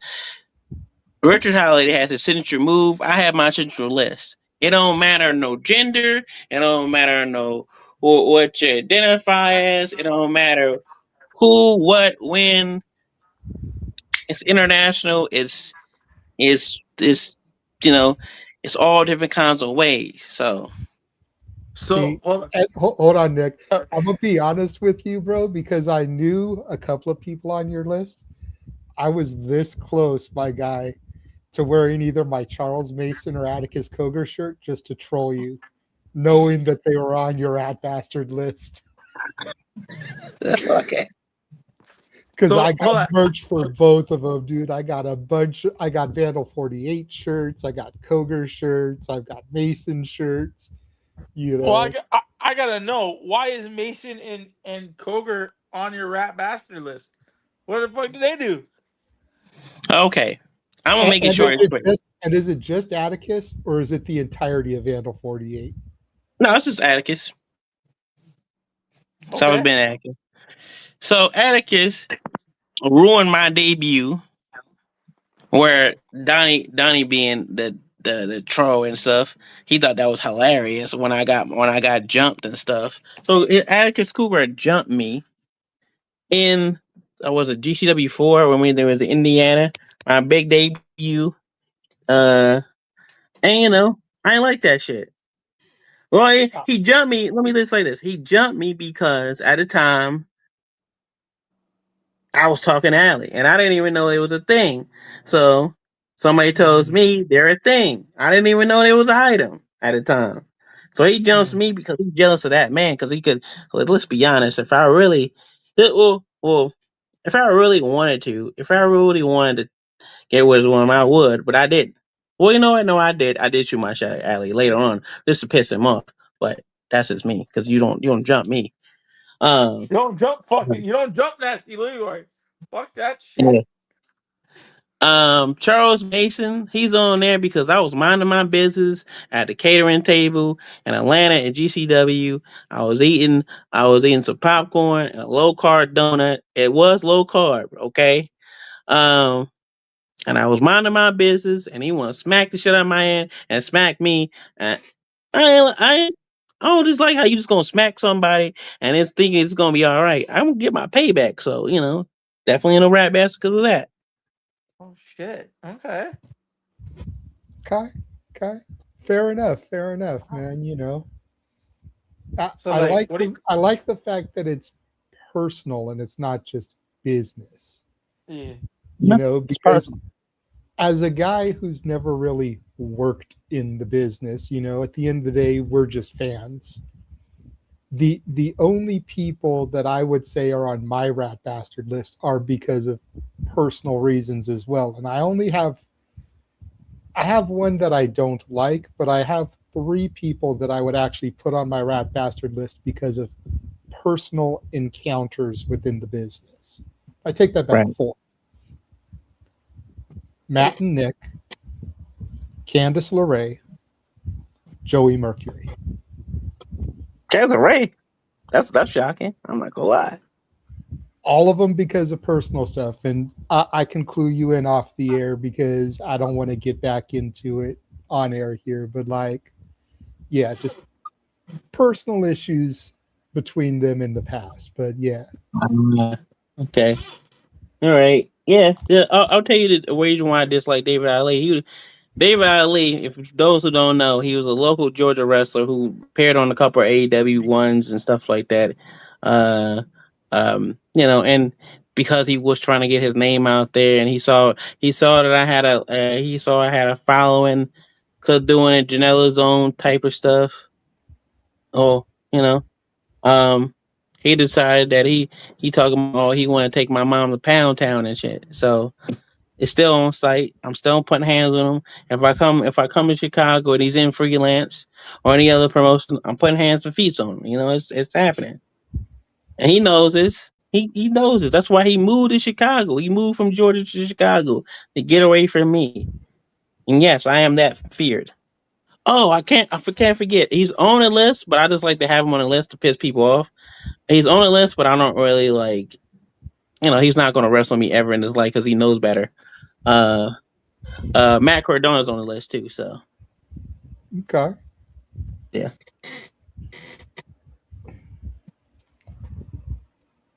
So he he he. Let me just put this right here and say this right here. So he was scared to wrestle me because he found out about my history. He found out how I pulled a gun up on somebody. He found out about my crash out ability and my nasty attitude. And basically he didn't want to wrestle me. We've been in spaces. He told me he would wrestle me, but it's been lip service. And I ain't gonna lie, I wowed out and said a couple of things to him. Some I don't remember, but my friend had to touch me up on stuff that I've said. I basically called him a cuck one time, but that's also I just pointed it out. I ain't say it, but like that's what my friend said. Um, He's scared of me because he think I'm gonna pull out a gun on him. He doesn't know he's legit scared. I tried to get this match booked before he went back to the Indies, and he will be like, "Oh, Leroy, you didn't make him go back to WWE." I did because I call him out multiple times about he talks about he wanted to help the Indies, but did he help? He helped certain guys. Yeah, he helped certain guys, but he didn't help the Indies. Because if you really help the Indies, and you're really helping. You would be helping, and if you really wanted to wrestle me, you really wanted to fight me, you'd have fought it multiple times. Promoted from Brett Lauderdale to people at Wrestle Pro to anybody else I talked to, try to get it booked, and he would tell him, "No, not to book it. Don't book it. Don't book it." But this is the same person that wanted to run Indie Mania, and he wanted to run his own show, and he wanted to help the boys and the girls, and he wanted to be this great guy of independent success. But mostly he's like, "Oh, I'm king in indies, but I really want to go back to WWE because I really can't handle this independent life." That's really was, and I call him out on it. And people don't like that when I call him out on it. And what did he do? He went back to the E. But now he's getting jobbed out. He's getting his ass whipped by Randy Orton and everybody else. So I'm happy at the end of the day. Okay. But I mean, you talked about the spaces. It's no secret. You're big on social media. What's your view being part of like not only a wrestler but part of the IWC? Because again, you've been in a lot of spaces. You're on X. What's it like being like? Do you take anything that the IWC says to heart? Do you like? What is your kind of perception of the IWC? Because a lot of people like to go on that app and just fucking just talk. Diarrhea of the mouth is what we like to call it. Yeah. Yeah. So, like, what's your take on the IWC? Do you try to stay away from it? Are you it? Like, what do you kind of? This is a good question, Nick. I like that you went there because, to your point, you interact with the IWC on a level that I don't really see a lot of other wrestlers do because you jump in spaces. You see wrestling talk happening and you're like, hold on, let me pull up in here, see what people are chatting about. Sometimes you request a mic, sometimes you just listen. And I don't see that from a lot of other people. So you've definitely got an interesting perspective on this. Go ahead. I usually just want to, because like this is just I use this as, even when I'm in the industry, I'm still a fan at the end of the day. So like when I'm on spaces, I'm talking as a fan, but people like to try to pull your card of like, you're not in it, you're not a wrestler, or you don't really be around these people. And then when you tell them, and I used to be one of those people. I used to show everything to them, evidence. See, I've been with this person. See who trained me. See this person. Now I'm at a point where I don't care if you know I'm trained by Cody Rhodes. If you believe it, I don't care if you think I wrestle in GCW and AEW. That don't matter. You can think I'm just a fan who has a wrestling personality or whatever the case may be. I don't care about that. But I do hear a lot of, I'll give credit because I use this word a lot, and I to my boy Daryl Starks, Mr. Starks from Covalent TV. I saw a lot of fan walkers on the internet, but mostly Twitter and TikTok. And it's a lot of those saying egregious stuff out here. Like it's egregious stuff, and the egregious stuff doesn't stop. But it's just I listen to it, and it's be like sometimes you'll get me though. Like sometimes I'm not gonna lie, you'll get my go. You're rage, baby. You'll get me. Like I want to tell you, I don't really get it. I don't get upset or my favorite one. You know what I love when people say the internet, the IWC is not a real place. It's a real place. It is a real place, but you can't let that place bother your mental because they be saying wild shit. Some of the wild shit I've heard on TikTok is one person said, and I won't name him because I ain't giving him publicity. When somebody said, "Oh yeah, Obafemi's better than Samoa Joe," and I was just like, "You just gotta leave on that." Right today, I was on there and I saw people was talking about is Rey Mysterio generational, and I just be shaking my head. I just be listening and be like, I just be like, brother, you're just talking now. Like, is he Well, generation? just to play an honest devil's advocate, counterpoint here. If the person asking the question didn't come up in an era of like Reign of Honor Joe, TNA Joe, they may not know what Joe can really do.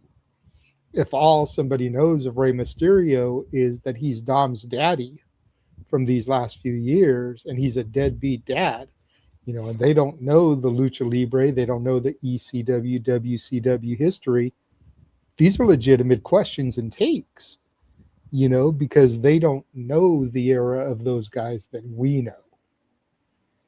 You know what I mean? Just to play a Right, quick little devil's advocate here. right. But I don't think they want to know though. I also think they don't want to know. That's fair too. There's so much easy access to the footage that they can study on that shit.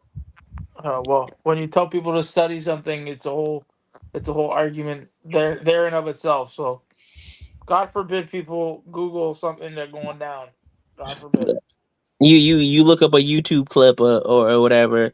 I'm not forcing you to look at it, but like however big you look up some old Joe matches, old Rey Mysterio matches, like you see. I've like I don't know how to participate. I don't because like I'm a part of it, but I'm not a part of it. I also feel myself as like I'm just a person. I'm not even just a person. I'm an outlier of like I be around like I keep my ear to the streets of like IWC Yeah. because I feel like as a wrestler you want to see what they talking about. You don't want to just like alienate yourself from like the thing. Most wrestlers don't even do interviews, and like I do interviews, but I do interviews with people I rock with. So I rock with you guys. So I do this interview, and I ain't charging like money because like I could, but like I'm not going to. Like it's just like if I don't want to talk to you, I don't want to talk to you, bro. I'm not gonna force to pay you to interact with you. Um, and so like um, I don't do like most wrestlers do. I'm interact with the people. I interact with the people. But but also this is also what I say to IWC, and you can clip this. I I don't care how much you think I don't wrestle. I don't care if I've never been on your TV screen on Monday Night Raw or SmackDown. If you've never seen me on Dynamite, I don't care about none of that shit. If you think I'm just some guy on the internet like you guys, fine. That's fantastic. But at the end of the day, you say the wildest shit. You be like, "Oh, do you wrestle? Oh, you do? I don't believe you." Well, okay, whatever. What I do care is the funniest thing is people pay attention to where I be at. They be watching what I be doing. You don't, and like I hate to bust up people's bubble, but you don't think Cody Rhodes is watching what I'm doing because I'm part of his Nightmare family? You don't think people that I know in AEW is watching my streams or secretly, not publicly, secretly watching the TikTok lives? Shit, one of them will probably watch this interview going back. Like, but what they don't understand is I got people in the industry, and I use this word a lot because I have to get real. I never really use it, but I got people in the whole. I have people from WWE, TNA, Ring of Honor. I don't know. I don't think New Japan, but like all the promotions that you would think that you think of the majors and shit. The watching my stuff. Why? Because they know they want to keep up with me. I'm friends with a lot of people in there. And when I tell people this, they think I'm being an egomaniac or I'm too cocky. No, it's a fact that I know people. I'm friends with Brian Breaker. I'm friends with Roxanne. I'm friends with Kevin Knight. I'm friends with Jay Cargill. Like the infantry are my homies. Like, and I say this not to brag, this is a fact, but when you try to call me, I'm like, oh, you're lying, you're this. You, I have no IWC, idea. you people can't tell me who I know, you can't tell me who I am, but you like to tell somebody who they are. You don't know Zilla 52. You don't know this person. How you know? How do you know? Like Andre said, how do you know what I know? You don't know me. No, exactly. Like, and that's one of the things that I love about it too. To give you a chance to calm down there from being riled, but like, just as a fan, you know, going to a lot of these shows, going to a lot of these indies, especially like I said back in the day, I was a huge PWG guy back in the day, like 05, 06, 07, like the glory days of PWG. Okay. Seeing El Generico, Kevin Steen, Brian Danielson, all these guys before they made it to the E. And me and my buddies got to know Brian Danielson on such a level that when we went to SummerSlam Access and he was out there doing meet and greets, he saw me and my crew, and he was like, "Hey, where's Jeff at?" And Jeff, my buddy, didn't have the money to get a ticket for that access. He had a ticket for the next one. We pointed at the barricade. We were like, "Dude, he's right over there waiting for the next session." Dude got off the stage, came down the stairs, went to the barricade, gave my boy a big ass hug because he saw us, knew he was nearby, and went and showed that love.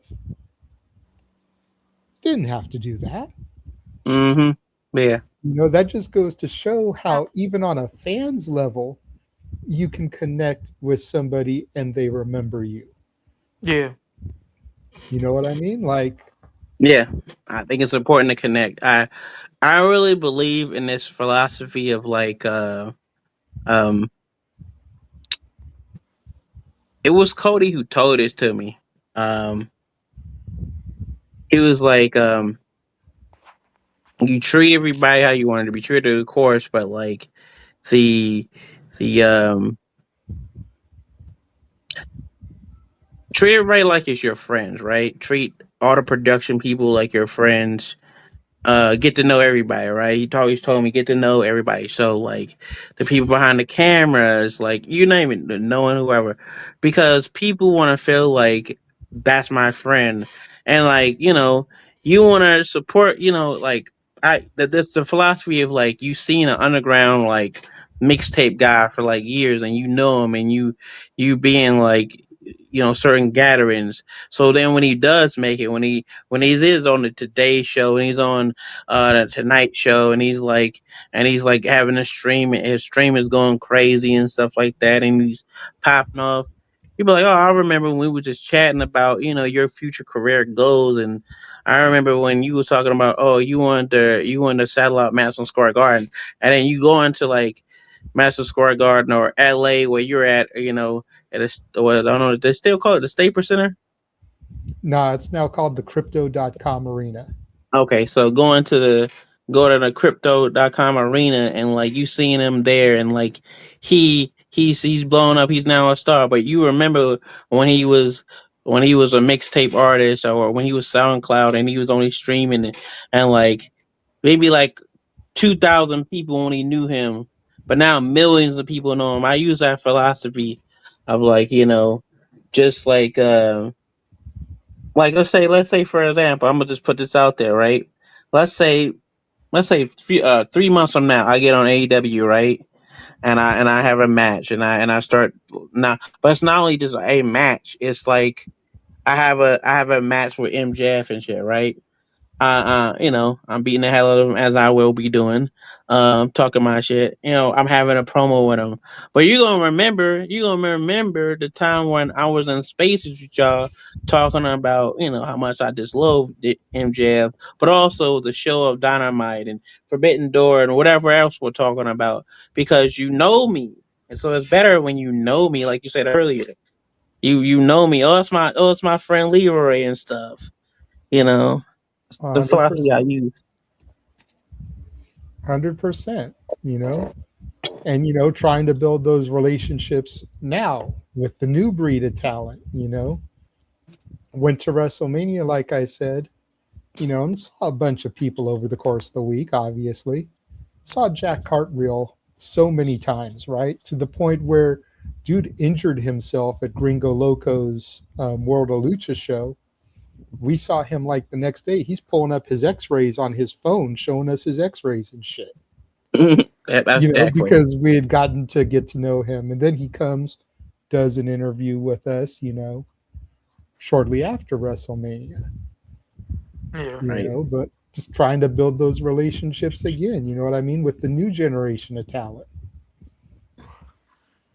It's to come to the thing of like connection is real important to me because I always feel like so my thing is like once we're connected, you support me on a lot of stuff. And what the craziest thing is like my mom came she came to she came a lot of times to the Nightmare Factory, but she'd be like, "Oh, I think she came on the stream one time, and people was like, Mama Nasty this, Mama Nasty that of like the Janela Zone, and so it became a thing on the Janela Zone where like she was like they loved her coming on the screen and stuff. So, and then like the factory people at the Nightmare Factory be like, "Oh, Mama Nasty, how you doing?" Like it's a whole thing with her, like. And she act like she don't like it, but she likes it. She likes that a lot of people like to mention her. Um, it's a whole thing, and she loves that shit. So I yeah, when you're connected with people, and it's a cool thing. But also at the same time, like I feel like on the other side of that, they think they can tell you what to do or how to feel. Not even say how to feel, but where to go. Oh, you should go. You should go to. You should go. What I've been told. You should go on the ID program, and you should go on Evolve, and you know, even it don't matter how old you are, you can still go there. And I was like, I can't go there. People don't understand. I don't think people understand. Like when you watch something different, like I said, I got into independent. I got into independent wrestling because I love independent wrestling because I like DCW, I like Ring of Honor, I like Shimmer. So if my goal was to go to Ring of Honor in New Japan, what makes you think that be in my forecast? Like I like that my friends go over there. I'm happy for them. I ain't gonna never tell you that like don't have this dream, but like but Well, they also probably people figure that with your connection to Cody that he'd be able to hook it up for you. it'd be automatic, right? Yeah. Yes. Yeah, no, I've heard that multiple times. I would tell Cody the only way I would go there, the only true way you could get me there is like it would be like a 6 month deal or a 3 month deal. Where I only say that because I would have I would have to be like at first I'm coming out with you as current an American Nightmare babyface fan favorite person, but then also I would want to work a program with you, of course. And if I can't work a program with you, like why should I be there? Yeah. Yeah.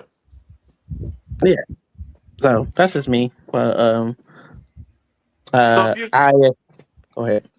well, I was gonna ask if you could go anywhere right now of the major promotions, where would you want to be? I would want to be at AEW. Come on now. You should have known he was going to say that, Nick. You just wanted to hear it. This dude, I swear to God, he needs to give me part of his checks from Tony Khan. The way he's constantly glazing AEW. But You want me to start? You no, want me to? no, I don't. No, I Okay. don't. So before we start to wind this down, because we do want to start to get you out of here, Leroy.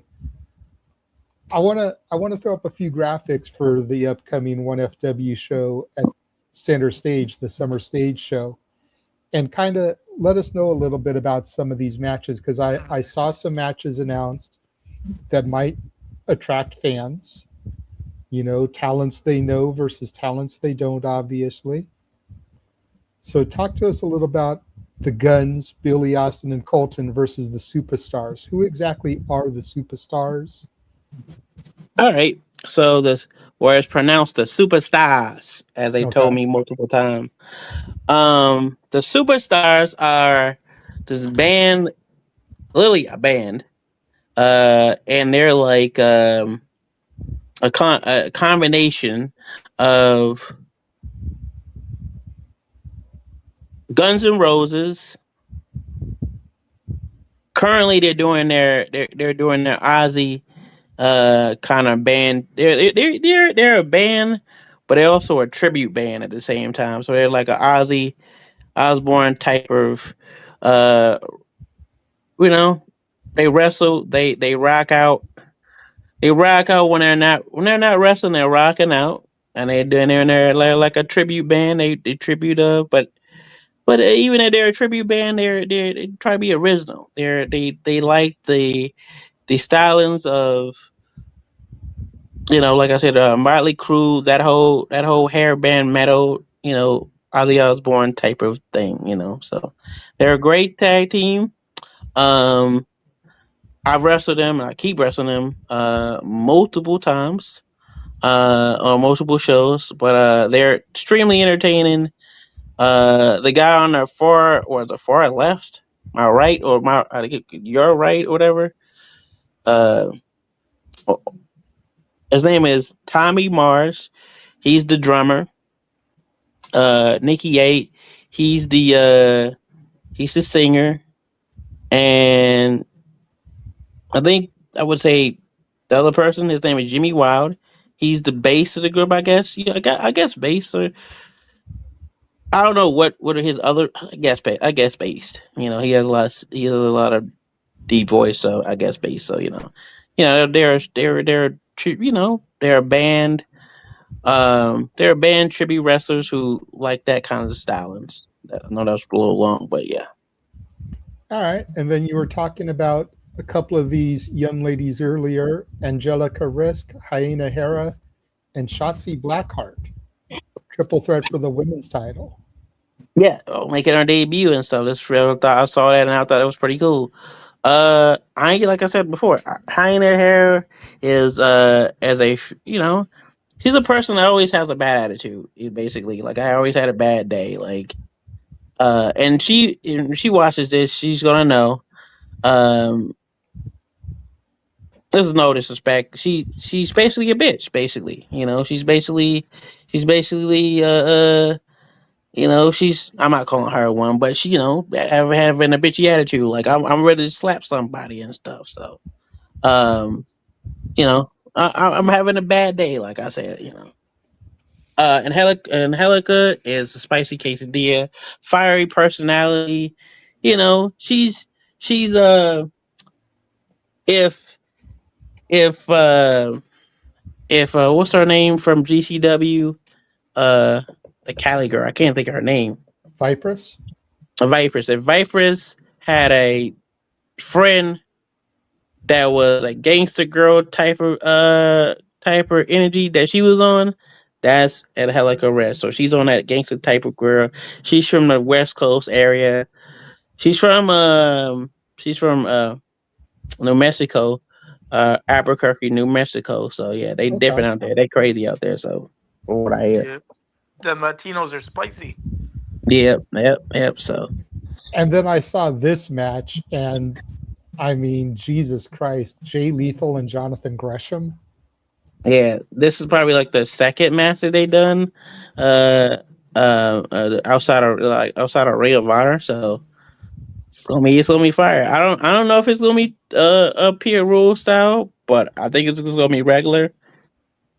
You know, it's gonna be a phenomenal match either way.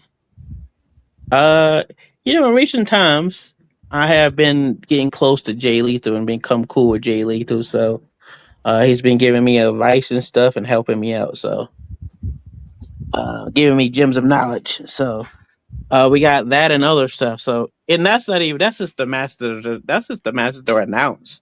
Like I don't even know what I'm doing. To be honest, I just know I'm beating up somebody. I saw a few other matches announced, but I figured for the audience that we attract, like those would be the big talking points to try to hook them in, you know?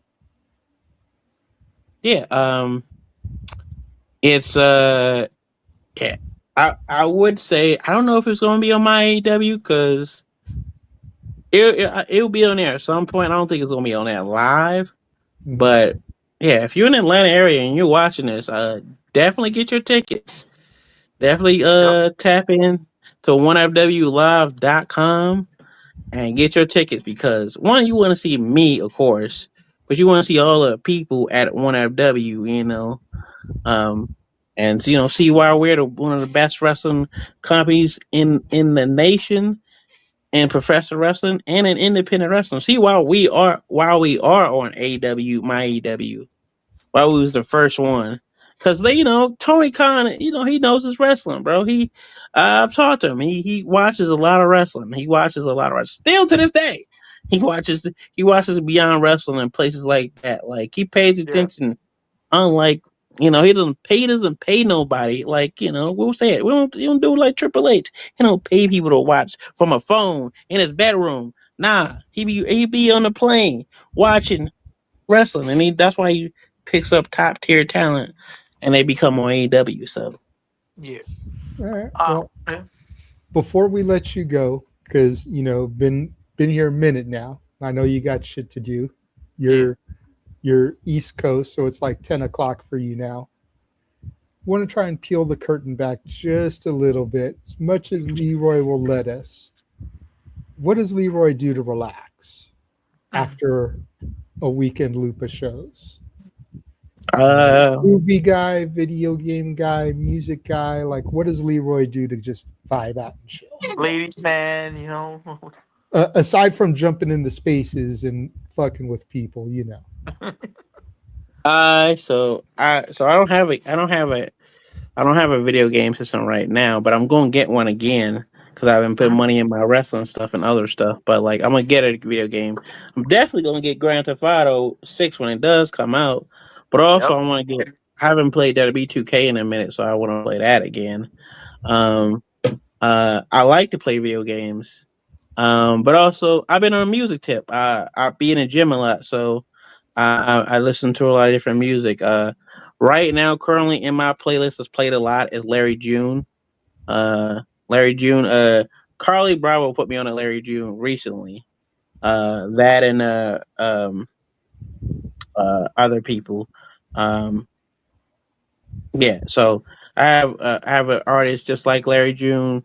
That's the East Coast version. I forget his name right now, but yeah, him, Larry June. I just got into because of Big X the Plug's album. I discovered her Laney. What was it? It was Ella Laney. She's a country artist. She's really good. I listen to her.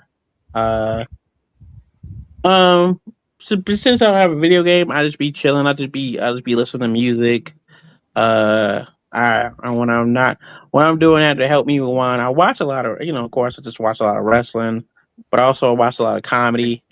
When I'm not wrestling, I do comedy. I've been stepping back on the stage and stuff, so I write bullet points of my stand up set, and I'm also looking for gems to get better as a stand up comedian. So, Yeah. uh, so I got a real question, real quick, because I know that again, you are a wrestler, but you're also part of the IWC. What is your take on? And me and kind of JJ have talked about this, um, with wrestling in general between the major companies has largely been not exciting. What's your take on the major companies in 2026 and wrestling in general in 2026? I think we're in a transitional period with with a lot of ones. I really believe that get mad at me if you want to, and I'm gonna tell you this. Get mad at me if you want to. On TNA, besides Casey Navarro and Nick Nemeth, the number one person that's driving the ratings for me, and I think it's improved, is AJ Francis. Best thing going on there. Best big man in the business, the best heel, because he pisses you off, and you hate when he tells you. This is recently. I think this is like months ago, but he says he's not wearing. He say he's not wearing. He's not wearing the little drawers, little panties, and I'll be honest. I'm agree with him. I'm. It's not because I'm out of shape or nothing. Even when I do get in shape, I'm not wearing no trunks. The only thing that I'm wearing is shorts. So I think he's one of the people. I think that this is going to. Well, the Fat Walker's going to be mad about this one. We're in a transitional period because AEW's taking off. It's becoming. It's coming. Not only becoming. It is to me. And going forward, y'all see what I'm talking about. The number one wrestling company, the home of professional wrestling. Uh, and you can get mad at me once you can't. I ain't gonna watch no. I ain't gonna watch no Bloodline for. And I love Jacob. Jacob's the homie. And if Zilla comes on there, I'll check out his debut. But that's not my main priority. Number two is WWE. Number one is AEW. Number three is TNA, and number four is GCW. And under GCW is one FW, and Jesus. then MOW, and then NWA. Buddy, people are gonna clip this shit and be like, "Yo," Hey, be like, "Are you it's drawing it's a drugs?" hot I take. can't believe you said that on the air. Jesus. Well, I can't disagree with you. Just saying. It's a hot take. I think it all just comes down to what you like. When it comes to in-ring graps, I'm not going to sit here and dispute that AEW is better than WWE. But 5-hour pay-per-views fucking kill me. That's too much. That's extreme. That should be saved for WrestleMania or All In, in their case. There's no reason why they should be doing 5-hour pay-per-views on a consistent basis. 4-hour, 4.5-hour pay-per-views. That's too much. I'm a guy that gets roped into the stories. WWE does stories better than AEW. AEW is getting better. They've picked up their story game in 2026, but it's still not as compelling to me as WWE's are. I get it. I get it. I mean, they still got some people over there, but this is just me. I feel like let's get it out the way. I've what you asked me about the IWC. I'm okay with being the affiliate, but I'm okay with being the villain because everybody tries to make me the villain. So I'm all right with that. Yeah, I like people that you don't like. I like AJ Francis. I like I don't like Darius Carter, but I respect Darius Carter is besides MJF. I'm not giving that motherfucker credit. Darius Carter, as much as I dislike Darius Carter tactics, he's the best heel in the business right now. MJF is second right now. I don't care what nobody say. Yeah, it's personal. Yeah, I'm being biased. Are you going to fight me? I don't think so. And if you do, you're going to be losing. So, Man, fuck those guys. you know, So I'm gonna hit you with something real quick, just so we can, like JJ said, we're gonna wrap this thing up. So Eric, question we ask all our guests. It's pretty simple. Big night, big match, big day. What are you doing? Are you doing a pre-game meal or a post-game meal? And if you are, what is your meal? Saint. I don't eat before my matches, so I'm doing a post game meal. Okay, so you're doing a post-game. All right. So, I usually try to stick to my my meal plan. So whatever I have that week for the meal plan, I lately been going with I've mainly been going with ground turkey or ground beef and some potatoes. Put that in the air fryer. I usually might do a quesadilla. I've been on quesadilla kick lately. You know, I'll fix me a protein banana pudding kind of concoction. You know, Okay. and I'll have some ice cream and stuff for it. Especially if I had a big match or I won a title or whatever, I'm doing that. You know. But if I'm really if I'm out and about, if I'm outside, I gotta get some wings or some Got to get some pizza. wings. Come on now. I gotta slide through one of my wing places. I either go to Trap Wings here in Atlanta, or the Bando, or maybe I just slide through Magic City and I'll get me some wings. So food is not around, so I go to other places. So All right. What's your favorite wing sauce? Oh, I gotta either go. So if I go, it's hot, but it's not too hot. I gotta go buffalo. Gotta go buffalo or Chipotle, and then I gotta go with teriyaki. And then if I'm feeling real basic and I just want a barbecue, I'll get barbecue. So. All right, there you go. All right. Well, Leroy, thank you so much for all of your time today. Can I say one thing? Yeah. I just want to get this out the way because I want people to know this. Like I said, being a villain is okay. I'm okay with that. I like people that you don't like. One of my other people that, if you haven't checked out, that I recommend you to check out is Trip Jordy. He's a great baby face. That you should check out. Trevor Outlaw. He's a champion of freelance wrestling. He's still one of my favorite guys from the Nightmare Factory. Also one of the best heels besides AJ and Darius Carter is Joe Alonzo.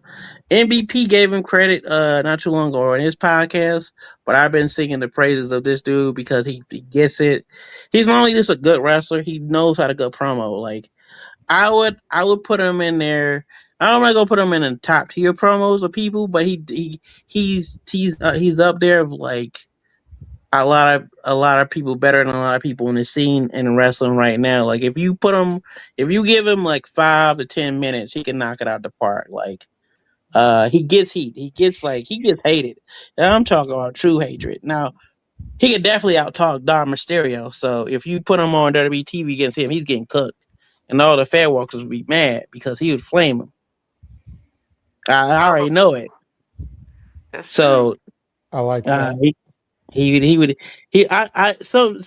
Because I know Joe Alonzo and the funny thing is we used to be beefing, and we later on when he was on Hard Times and I was on Hard Times, we just started talking it out and like hash out our stuff. But like he's had multiple times where he pissed me off. he pissed off women's wrestling thing when he was like going at this one girl in Texas. Like, I don't know, he just knows how to piss people off. He has a punchable face. He knows he has a punchable face. That's the bad part. He knows he can talk. He has a punchable face, and like people be like, "Oh, Dom Mysterio is the best here in wrestling." No, you ain't seen Joe Alonzo eat his lunch and then look at him and say, What you gonna do?" So that's all I gotta say. Check out him. He's on the fourth rope and stuff like that. So There you go. yeah. Okay. Well, like I was saying, thank you so much, Leroy, for joining us. Why don't you go ahead and hit everyone with your socials real quick so they know where to find you and follow you? All right. You can follow me. You can follow me on Twitter, that Nasty Leroy. You can follow me on Instagram, official Nasty Leroy 215. You can follow me on TikTok, official Nasty Leroy 215. Also, my merch will be on both of them. If they're not on my Twitter site, I'm gonna probably put it on it after this. But my brainbustertees.com/Nasty Leroy, foyerwear.com, where you can get the Nasty Hottie jackets and the Nasty Team jackets. You know, it's you can get the Barbero style jackets of those because I just like those jackets, and so I created my own one. You got the Nasty Hottie jerseys. I got a new shirt called Nasty by Nature. I got another shirt coming out, Too Nasty for TV. It's my new Jack inspired one, and the new Roy kind of thing.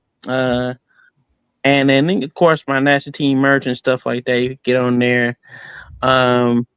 If you're in the Atlanta area, or if I decide to go outside of the Atlanta area and other places, you can see me at my merch stand, have my stuff, doing my thing, come talk to me. I talk back. Not only I talk back, I will have a conversation with you. I ain't gonna act like I'm too good.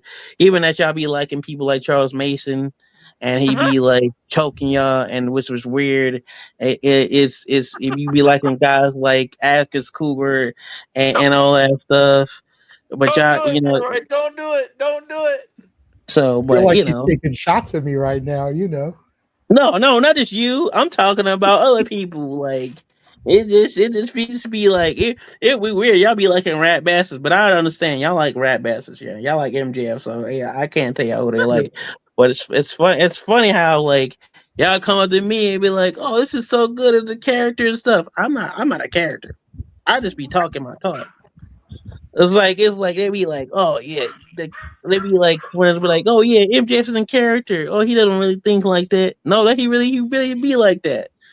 I was around him in the locker room, and he really is like that. So, but anyway, you can come to my merch and stuff.